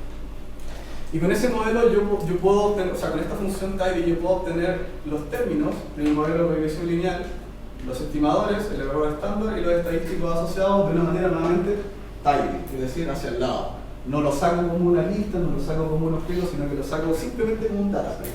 ¿Vale? Incluso más, a ver, denme un segundo. Si ustedes ocupan Glance, pueden obtener los parámetros de, o sea, no, los resultados de estimación, como por ejemplo R cuadrado ajustado y hacia el lado, criterios de información, entre otros, ¿vale? Entonces, nuevamente, un modelo tiene varias podría tener varias columnas hacia el lado, con Glance, por ejemplo, ¿vale? Y la otra función que es interesante es Augment. ¿Qué es lo que hace Augment? Augment toma el modelo, ¿cierto? Chile Model, y puedo analizar el valor ajustado para esta expectativa de vida, ¿cierto? La desviación estándar, los residuales y otros indicadores relevantes como van a ser análisis estadístico. Entonces te fijas que nuevamente estamos trabajando con modelos que son estructuras o objetos complejos, pero lo estamos llevando a una estructura tidy donde es muy visual lo que estamos obteniendo, ¿vale? Y por supuesto, la gracia de esto es que si ya tengo mi modelo puedo de inmediato empezar a graficar, porque esto sigue siendo un data frame. Y con los data frames entramos allí de inmediato y esto es continuo, ¿vale? Es continuo porque dentro del tidyverse el principio que reina el tidyverse es yo tomo un data frame o un table, entra una función y retorno un table o un data frame, ¿vale? Y eso es súper importante porque lo que entra va a ser el mismo tipo de datos lo que sale. Y como sabes que sale un data frame, lo puedes imprimir, lo puedes filtrar, lo puedes guardar en un archivo separado por coma, etc. Una pregunta súper interesante, no ha salido, pero ¿puedo guardar, por ejemplo, en CSV un tipo con un modelo dentro? ¿Sí le suena? ¿Se podría guardar en un punto CSV un modelo? Se pueden extraer los valores. Se pueden extraer los valores, pero no puede almacenar un modelo porque es un objeto complejo. Pero ya va a haber un workaround para poder guardar ese modelo. Ya. Bien, entonces, por ejemplo, si quisiésemos trabajar con este modelo, ¿cierto?, de los países, ¿ya? Tomamos los modelos que habíamos estimado recién y podemos, a todos los modelos, para comparar, por supuesto, entre países, los parámetros, podemos decirle a todos los modelos, ¿sabes qué? Pásame de manera tidy los coeficientes. ¿Y qué es lo que obtenemos? Obtenemos país, los datos asociados, modelo de regresión lineal y en otra columna los coeficientes. ¿Y cuáles serían los coeficientes? Acá está, abajito, tenemos el país, TIGO, y aquí tenemos términos, estimadores, error estándar, estadístico y value. Y nuevamente, seguimos en el marco de un data frame. Seguimos en el marco de un TIGO, es decir, me he salido del mundo del esquema de datos tidy, ¿ya? Nunca me he salido de ese mundo. Nunca he almacenado afuera un modelo, nunca he almacenado una lista con resultados, no. ¿Vale? Entonces, por ejemplo, yo podría filtrar por año y analizar el beta 1 de la regresión lineal y quiero conocer todos los beta 1, es decir, todas las tasas de crecimiento de la expectativa de vida para todos los países, por ejemplo, de manera súper fácil. Incluso más, si quisiese tener una visión o una observación acerca de los coeficientes del modelo, nuevamente tengo el modelo, tengo el ajuste y aquí puedo guardar de manera tidy el país, los datos, el modelo, el R cuadrado asociado. Y aquí esto ya es interesante, porque aquí entras tú, o sea, tú como analista dices, ya tengo el país, tengo el modelo, tengo el R cuadrado, listo, pásame el máximo. Pásame el mejor R cuadrado de esa lista y ese va a ser el mejor ajuste, bajo ese criterio, ¿sí? Y bueno, ¿en qué he ocupado yo esto? Bueno, por supuesto, todos los días en el trabajo, de eso se trata el workflow usual que tengo, es pasar tidy workflow, es decir, pasar un data frame acá, aplicar una función, mapear una columna, etc. Pero una de las investigaciones, de las últimas investigaciones que hemos hecho con un grupo de amigos, involucró estimar, ¿cierto?, cuántas admisiones hospitalarias por enfermedades respiratorias se tienen, digamos, en Santiago a un horizonte de una semana, un mes, un año, ¿ya? En particular, yo ahora les voy a mostrar el ejemplo de la próxima semana, es decir, un horizonte temporal si la frecuencia de los datos es diaria de 7 días, ¿cierto? ¿Todo bien? Acá, bueno. Hasta el momento sí coronavirus. No, ahora esta cuestión va a crecer harto. Bueno, y estos datos, ¿dónde están? Por si los quieren buscar, están en el DEIS, que es el Departamento de Estadística e Información de la Salud. Esto está disponible, pueden bajar un Excel o también hay una API, ¿ya? A gusto del consumidor. ¿De qué se tratan los datos? Bueno, estos datos en realidad están súper curados, ya hay un proceso muy engorroso detrás, pero yo les estoy mostrando todo cocinadito. ¿Y a qué equivale esto? A que tengo, por ejemplo, admisiones hospitalarias, tengo la fecha, la cantidad de admisiones en Santiago, 2.486 pacientes en el día 1 de enero del 2014, ¿vale? Cuyo valor de material particulado, es decir, material que está disperso en el ambiente y que estamos respirando en este momento todo en Santiago, fue un 15. Ya esto es como micropartículas por no sé qué cosa cúbica.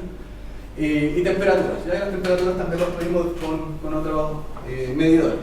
Y además, gracias al UBRIDATE, uno puede obtener a partir de la fecha otras variables como el mes, el día de la semana, y si es que era día de semana no, etc. Entonces ya podemos empezar a alimentar un modelo de Machine Learning o modelo de pronóstico con estos datos y ver qué ocurre, ver si lo podemos pronosticar. Vale, entonces esto comienza en 2014 y termina la última semana del 2018. Tenemos 2014, 15, 5 años, ¿vale? Vamos a hacer un modelo con 5 años. ¿Cuál es el comportamiento de la serie? El que está acá, ¿cierto? ggplot de inmediato nos permite graficar esto. Y si se fijan, bueno, ¿en qué me fijo yo? ¿Qué es lo primero que se asoma ahí? Una estacionalidad pero brutal, ¿cierto? Es decir, este proceso de admisiones se repite cada año, entre comillas parecido, ¿ya? Y de hecho podemos ubicar acá los picos, ¿cierto? De admisiones, es decir, la semana, la semana, dejémoslo ahí, la semana en que más gente ingresó, ¿cierto? A los hospitales con enfermedades respiratorias, entre esas. ¿Dime? En términos epidemiológicos siempre tienes que hablar de semana.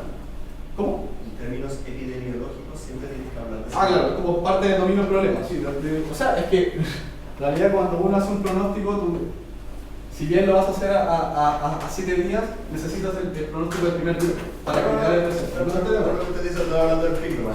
Claro. Podemos encontrar los altos, ¿cierto? Y además ciertos outliers. No sé si se fijan que hay días donde la gente como que no va, o va muy poco. ¿Ya? Y también nosotros hicimos proceso para digamos, limpiar y entender cuáles son esos días, que usualmente son feriados, feriado del Día de Mamá, ya, 18 de septiembre, no mucho elegir.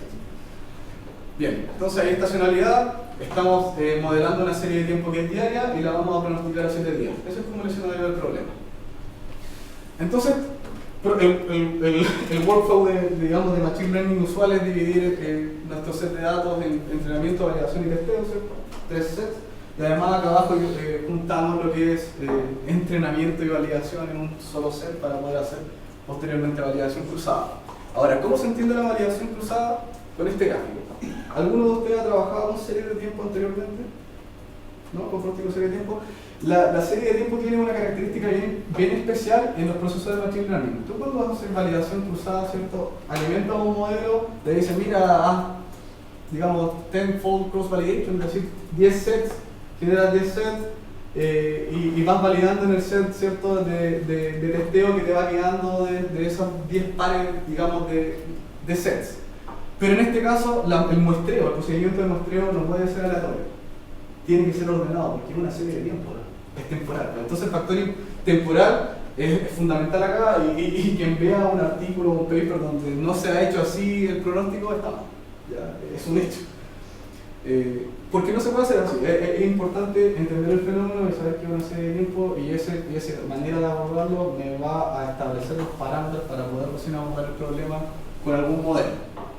¿Vale?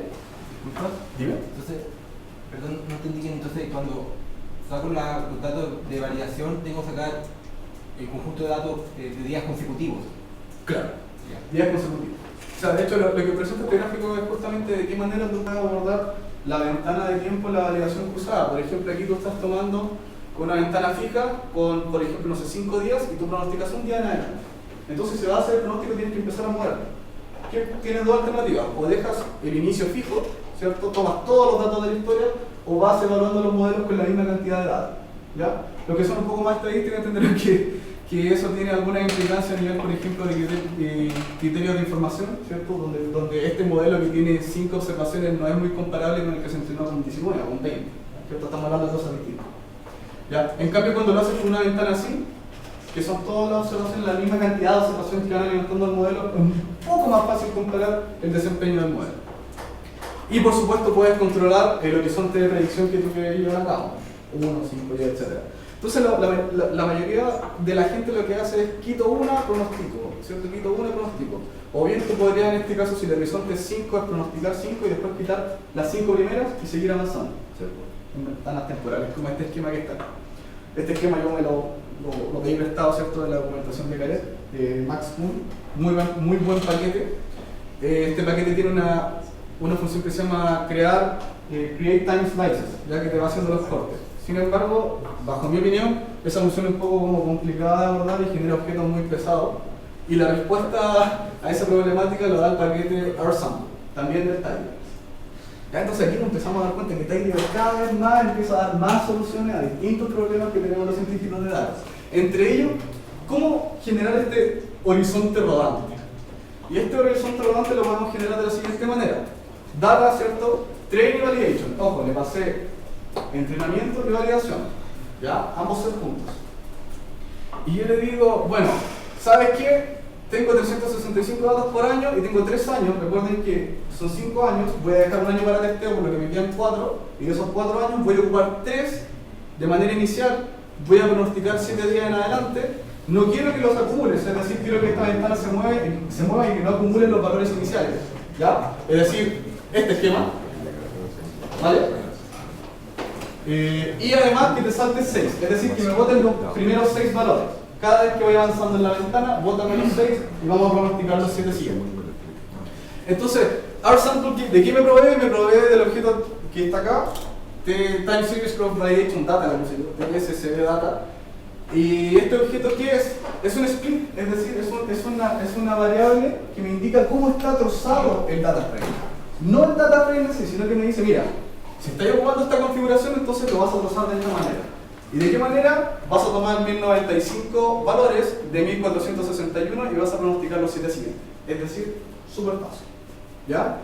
Ahora, si yo quisiese saber cuál es la estructura que está dentro de los splits, ahí uno empieza a entender finalmente cuál es la orgánica o el esquema de muestreo que tiene esto. Tenemos los datos, es decir, el data frame almacenado. Tenemos un int_id que equivale a una columna con números que dice, mira, vas a tomar desde el 1 al 1095, ¿vale? Y outID me toma del 1096 y 7 más. Es otro índice, puras filas. Y con esas filas yo voy a filtrar, ¿cierto?, el dataset que tenía originalmente, que estaba en una estructura type, ¿vale? Entonces, ¿cómo podemos abordar esto de la siguiente manera? Tomo mi dataset y lo voy a mutar. Voy a sacar de acá, de los splits, voy a sacar el set de entrenamiento. Training es una función de rsample, ya del paquete rsample. Entonces, training me permite sacar el set de entrenamiento. Testing me permite sacar el set de validación. Y con este, digamos, lambda que está acá, puedo sacar las admisiones asociadas al set de validación. Es decir, los datos con los cuales yo quiero evaluar mi modelo de pronóstico, con los que yo me quiero comparar. Es decir, los 7 días de horizonte. Entonces, ¿qué obtenemos? Obtenemos acá nuevamente una estructura tidy donde tenemos los splits, tenemos el slice que finalmente equivale aquí corte, ¿cierto? De la estructura que estoy mirando, si estoy tomando un año y estoy pronosticando una semana, ¿cuántos cortes debiese tener? 52 semanas, ¿vale? Bien. Entonces tengo mi set de entrenamiento, listo, tengo mi set de validación, listo, y tengo los valores reales. Entonces si se fijan, el set de entrenamiento es un tibble y tiene 11 variables, el de validación también, pero los valores con los que yo me quiero contrastar y comparar mi modelo de un dado, son 7 datos, ¿vale? Son 7 valores numéricos. Y vamos a la tarea de pronóstico. Entonces lo único que nos queda ahora, dado que tenemos toda la estructura tidy, es determinar con qué herramienta vamos a hacer el pronóstico. Dado que el modelo presenta una estacionalidad semanal, o sea, si mirásemos la función de autocorrelación, correlación temporal hacia atrás, encontraríamos peaks cada 7 días, ¿ya? Es decir, una función que cada 7 días tiene una puntita y digamos un peak, y ese peak es relevante en qué? En determinar la estacionalidad de la serie de tiempo, es decir, cada 7 días, ¿vale? Entonces, ¿qué me interesa a mí? A mí me interesa dejar un modelo corriendo y en lo posible irme a ver memes, no sé, a tomarme un café, dejar que la cuestión corra, ¿ya? O al menos mi manera de abordar este problema es así. ¿Por qué? Porque como científico de datos a mí no me interesa cuál es la función de autocorrelación y el proceso autorregresivo o la media móvil que me va a modelar esto. A mí me interesa un proceso que me entregue los parámetros y me dé el resultado, ¿ya? Es que eso no me interesa, o sea, un estadístico más purista me podrá decir, oye, pero aquí te pasaste órdenes de integración por acá, qué sé yo, qué pasa con el criterio de información de acá, y que no estoy ni ahí, es que yo voy a comparar, como voy a hacer validación cruzada en el tiempo, voy a comparar en un set outsample, fuera de la muestra. Entonces estoy respetando todas las leyes de pronóstico, pese a que no estoy ocupando el criterio de información, ¿cierto? Ni otros, ¿vale? Entonces, mi problema finalmente, el 80% del tiempo lo ocupé en dejar la estructura tidy, y ahora simplemente tengo que generar una estructura para pasar estos parámetros y explotar el modelo. Buscar los parámetros. ¿Cómo lo vamos a hacer eso? Tidy, ¿vale? Vamos a recorrer el parámetro, o sea, vamos a recorrer el espacio de hiperparámetros, como le llaman en Machine Learning, pero finalmente son los parámetros del modelo, en este caso de serie de tiempo. Y la vamos a abordar punto a punto, es decir, vamos a explotar el modelo con fuerza bruta a todos los casos entre comillas posibles. Total, tengo tiempo, tengo recursos computacionales, ¿cierto? Lo puedo correr en una nube, así que no se va a quemar mi poder helado. ¿Cómo lo hacemos? Defino una secuencia de parámetros autorregresivos de integración y de media móvil del modelo de ARIMA, SARIMA en este caso porque es estacional. Por ejemplo acá, ¿cierto? P puede tomar valor 0, 1, 2 y 3, ¿vale? El orden de integración es 0,1, Q 0,2 y lo mismo para los parámetros estacionales. Esto que está aquí se puede ver un poco engorroso, pero lo que tenemos acá es una lista a la cual yo la cruzo, es decir, esa lista explota en valores, se combinan todos, y luego de eso aquí hay una regla bien interesante que me permite cambiarle el tipo de dato de salida a la función C, ¿cierto? Que la función C hace coerción, ¿vale? Un trucazo.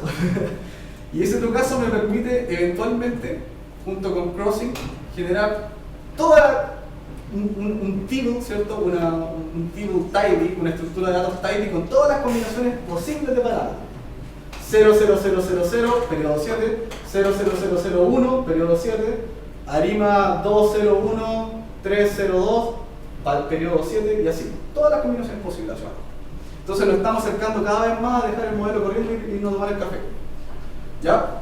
¿Cómo queda esto si observamos las tres primeras filas del esquema, o sea, del data frame? Lo que obtenemos justamente es nuevamente una estructura tidy, donde tenemos el orden en una columna, el orden, digamos, ordinario del modelo ARIMA, la parte no estacional y la parte estacional acá.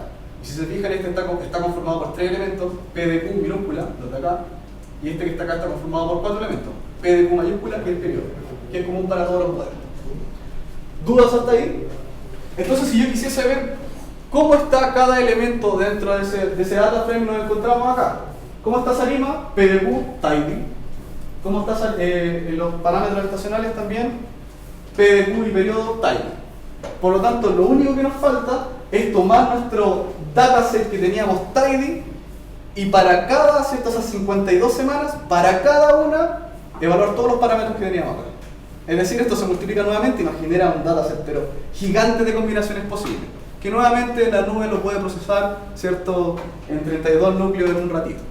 ¿Ya? Bien, entonces si yo quisiese, ¿cierto?, expando ese data frame que está ahí y quisiese ver los resultados que tengo, tenemos entonces los slides, ¿cierto? Voy a tener 52 semanas multiplicado por la cantidad de combinaciones y parámetros posibles hacia abajo, y nuevamente seguimos la estructura tidy. Los splits, el ID, set de entrenamiento, validación, los valores reales, el orden y la estacionalidad. Disculpa, el orden y los parámetros de estacionalidad. Y lo tenemos todo en una fila. Es decir, llegar y mapear una función. Porque lo tenéis toda la información. Entonces necesitáis una función simplemente que agarre todo, que tome todos los elementos de las columnas que están acá, lo procese y te entregue el resultado. Definimos nuestra función ordinaria, ¿ya? La función real es mucho más compleja que esta, pero creo que esto es un buen approach, digamos, para mostrarlo acá. Vamos a tomar set de entrenamiento, set de validación, el orden y la estacionalidad de mi modelo. ¿Qué es lo que me interesa a mí? Primero ver qué tal se ajusta, ¿cierto? Defino digamos, un flag temporal para ver cuánto se demora en estimar, porque me interesa igual saber cuánto se demora en estimar.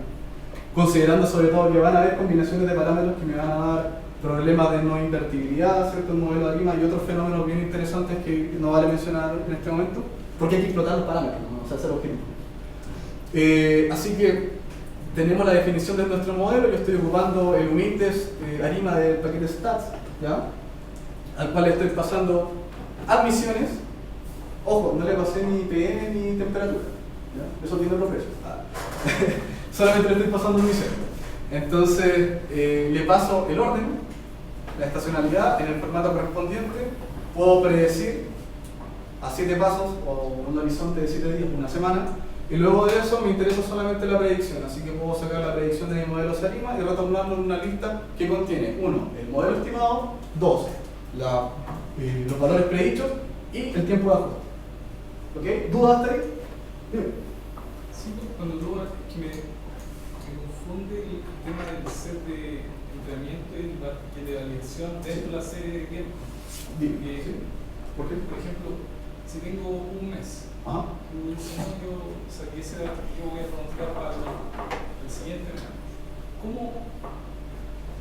Bueno, todavía estoy procesando cómo en el fondo entreno con ese mes y después cómo comparo mis pronósticos con el otro mes, ya mirando la serie de tiempo de lo que pasó. No te entiendo muy bien la manera de plantear tu modelo. Porque yo tengo la serie de tiempo de un año. Ya, perfecto. Por ejemplo, yo tengo de enero a diciembre. Perfecto, sí. Y yo genero un modelo con esos datos.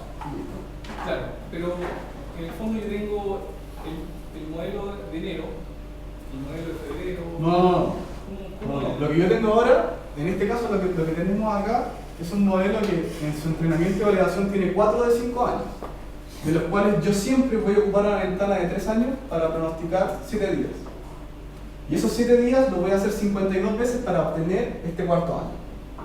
¿Te fijas? Entonces me voy a ir moviendo con 3 años de datos, voy a ir moviendo una semana, hasta llegar al 31 de diciembre del 2017. Entonces, tomo los 3 años, pronostico la primera semana. De esos 3 años que tenía acá, le saco los primeros 7 días, muevo los datos 7 días en adelante y pronostico los 7 días siguientes. Y así voy avanzando y después tú puedes generar métricas a partir de eso. ¿Sí? Claro, o sea, al contrario, yo genero el cuarto año. Claro, genero el cuarto año, pero en una ventana rodante, que es 7, 7, 7, 7, 7, 7, 7, Claro, pero ¿cuál es mi set de validación? Porque así... Los 7 días de adelante. Ese es tu set de validación. Tú lo quieres validar, ya tienes esa información. Con tus 1000 datos generáis 7 y los validáis con los 7 reales. Claro, de hecho, aún mejor, con los 7 reales. ¿Y dónde están esos 7 reales? Acá. Ahí están esos 7 reales. Están almacenados. No lo he ocupado para entrenar. No puedo. O sea, ahí estamos violando todas las reglas de todo. Se cae todo, ¿verdad? No se puede. En el fondo, en el ejemplo, tú tienes 4 años, con los 3 genera el cuarto año. Para solamente sacar... Parar con el cuarto año. Sí, pero genero ese modelo pronóstico en el cuarto año solamente para obtener los parámetros óptimos. Solo para saber cuál es el PDQ que mejor se desempeña en el cuarto año. Porque eventualmente yo voy a tomar luego esos 4 años y voy a predecir el año que se supone que no tengo, que es mi set de test. ¿Ya? Esa es la estructura correcta de abordar un problema de serie de tiempo, al menos. O sea, esa es la estructura correcta. O sea, al menos nada, eso.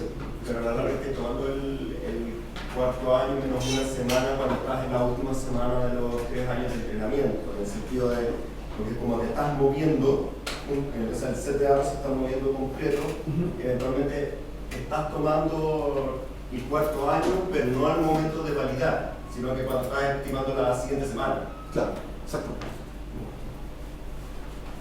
¿Vamos bien? ¿Sí? Quizá, mira, la respuesta a tu duda directa está en entender esto. En entender este gráfico. Como te digo, está en el paquete de Jared, lo puedo ubicar ahí, pero una vez que entiendes eso, el problema es que el tiempo ya estuvo. O sea, ya lo tenía en el bolsillo, la se va a abordar, y solamente, ¿qué hay que hacer? Timing. Llevar los datos timing, ¿vale? En honor al tiempo voy a avanzar un poquito más rápido, ¿vale? Vale, entonces nosotros definimos una función, y con esa función, el objetivo, tenemos los datos timing, y nuestro objetivo es determinar parámetros.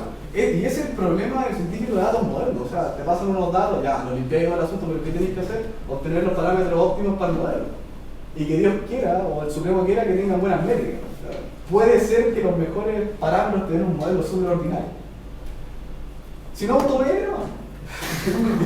O sea, ¿para qué todo esto si hay AutoML? Bueno, para AutoML también hay que pasarle los datos bien. ¿Ya? Y para los que somos más vieja escuela también. Entonces, una vez que tenemos definida mi función Fixarima, ¿cómo es que yo puedo mapear estos valores y generar el pronóstico real? Tomo el set tidy que habíamos definido durante todo el proceso, ¿cierto? Split, set de entrenamiento, set de validación, valores para validar, ¿cierto? Y estimamos el modelo, la columna model, ¿vale? La que teníamos anteriormente. Entonces le pasamos PMAP, es un mapeo con harto argumento, ¿ya? Parte del paquete PUR, y que lo que me permite es pasarle una lista con los distintos elementos que conforman TSV Data, ¿cierto? Mi dataset tidy, que está ordenadito, hermoso, con todas las combinaciones posibles, y vamos a ajustar un modelo Fixarima que está definido por esta función. Y aquí tenemos otra herramienta, no sé si lo ubican algunos, Possibly Safely, ¿no?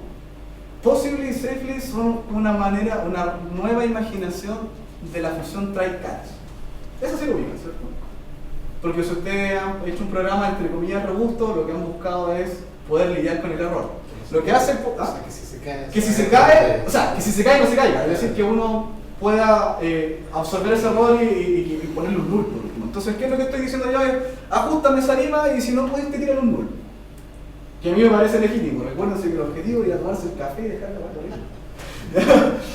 batería. La función safely también se la recomiendo, súper útil porque usted almacena cuál es el error.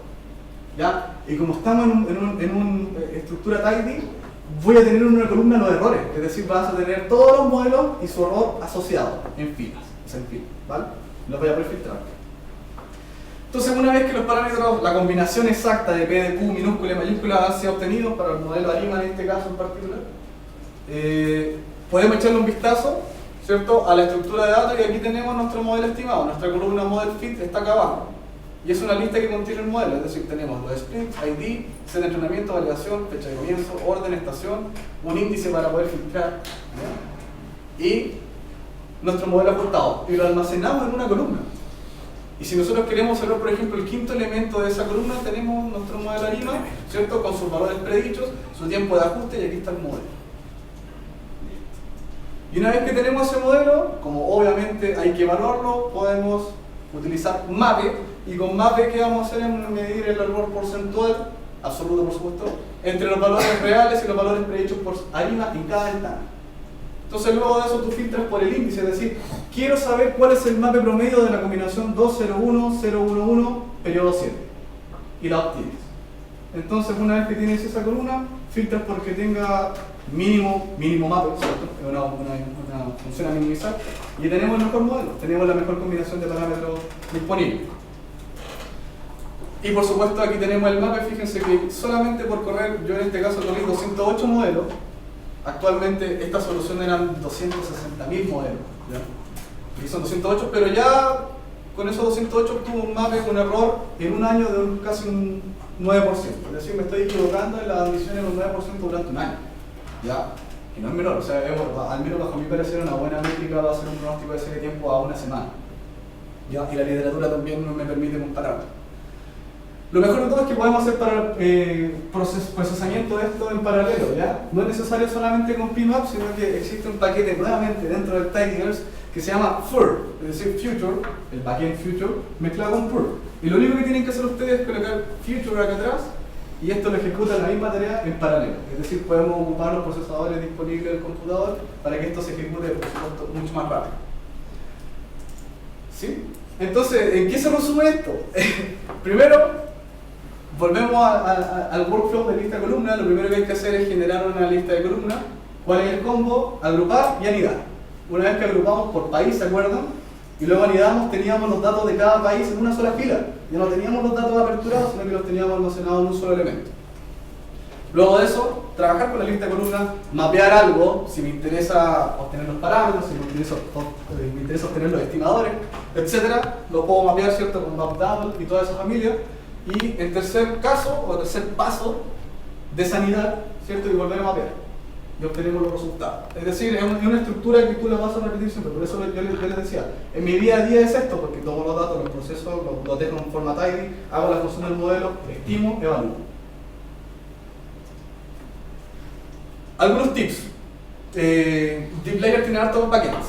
¿Por qué? Porque no va a faltar que te dice, oye, pero DeepLayer es súper lento. ¿Ya? Nos falta, y es verdad, es mucho más lento que DataTechnix, que era el paquete que comentaba en un inicio. Sin embargo, existe DeepLayer, que tú programas en DeepLayer y por debajo lo transforma a DataTechnix, así que va a funcionar rápido igual. ¿Ya?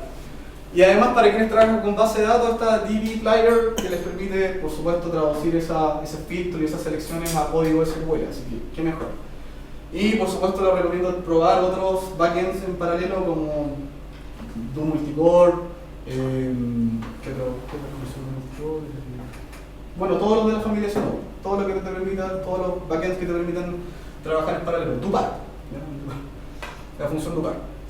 ¿Vale? Eso, muchísimas gracias.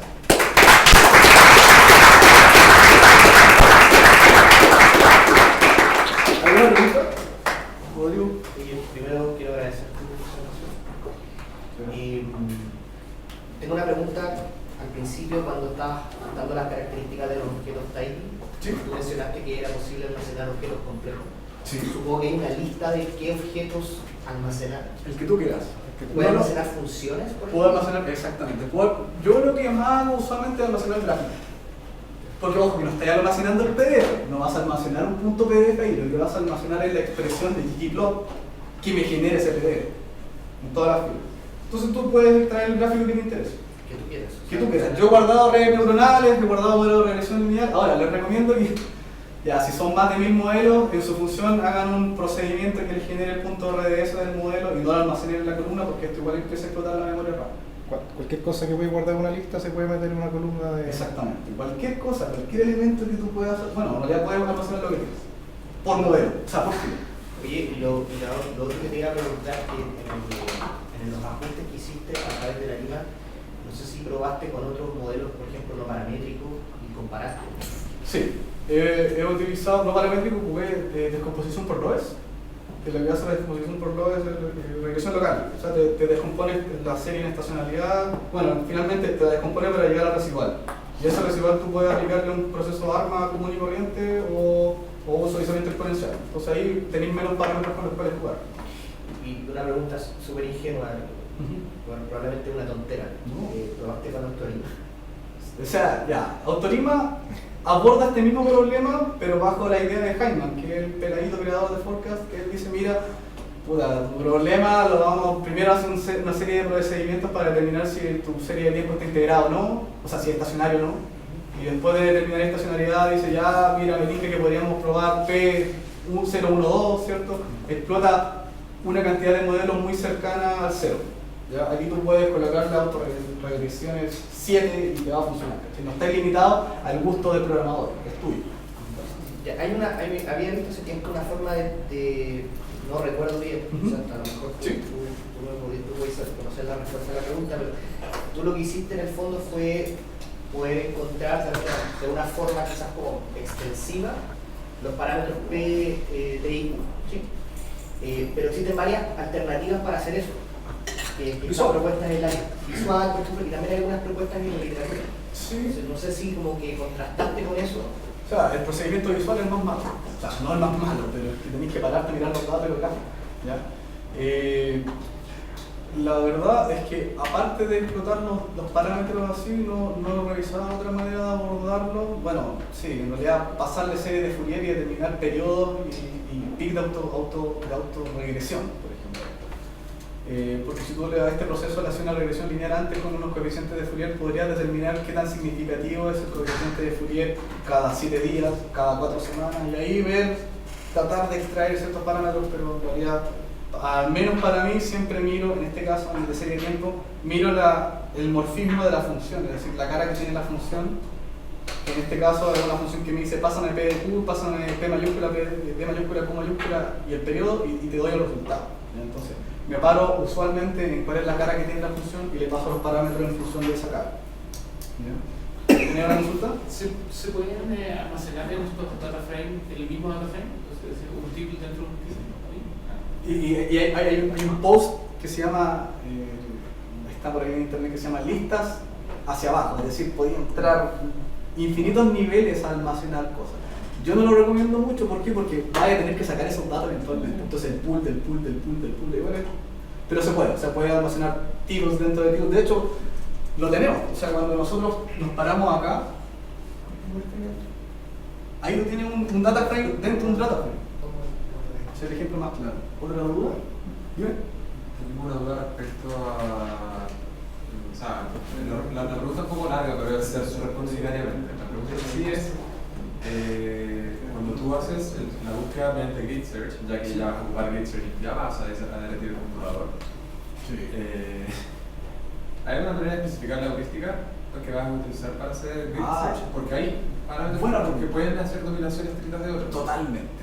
Esa pregunta tiene otro precio. Por tanto, tú podrías a mano hacer una heurística para eliminar los parámetros que no ya, han mi primera, estoy muy de acuerdo.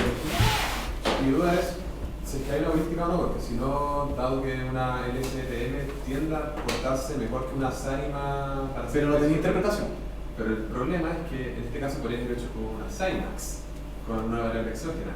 Eso es el tema del paper, eso es lo que teníamos publicado. Claro. O sea, un SARIMA y ahora estamos haciendo el SARIMAX con material particular de temperatura. Exacto, pero el problema del SARIMAX es que aumenta la complejidad, cuando se hace un grid search, el computador se te derrite y llega a chico. Ya, sí y no. Mi respuesta tiene que ser sí y no porque, ya, heurística, vamos por esa parte. El modelo ARIMA, la heurística siempre tiene que estar asociada a cuál es el modelo, en este caso. Entonces, en el caso de ARIMA, usualmente la heurística es, bueno, estoy cerca de los valores que son 000, o sea, parto ahí hacia arriba construyendo combinaciones.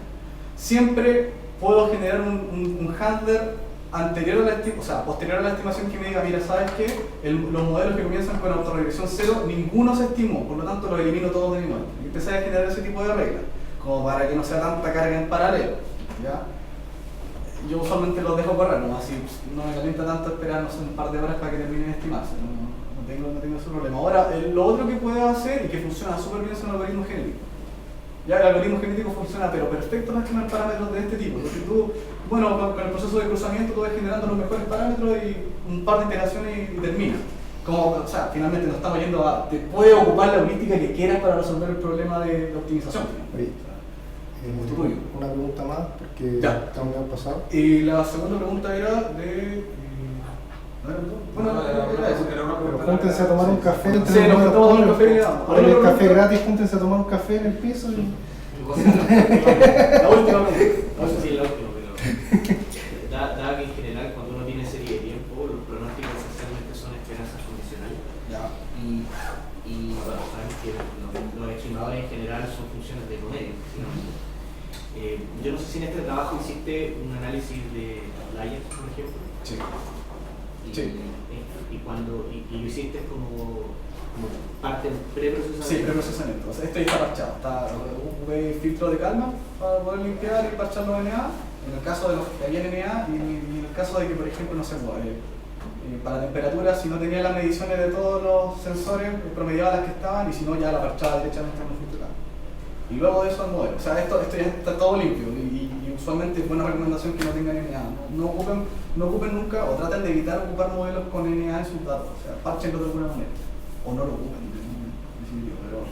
pero si es relevante, traten de abordarlo de alguna manera. Usualmente una descomposición con una anima les va a dar un parche relativamente bueno. Eso, bueno. Sí. Nos juntamos a tomar un café, cualquier cosa, me invitan. Sí, son gratis ahora los cafés. Eso. Gracias.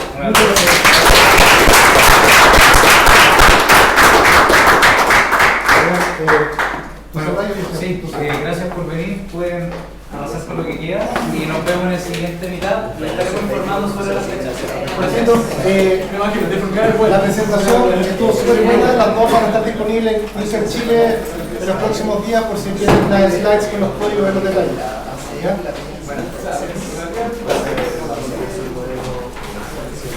Sí, puede ser arpillino.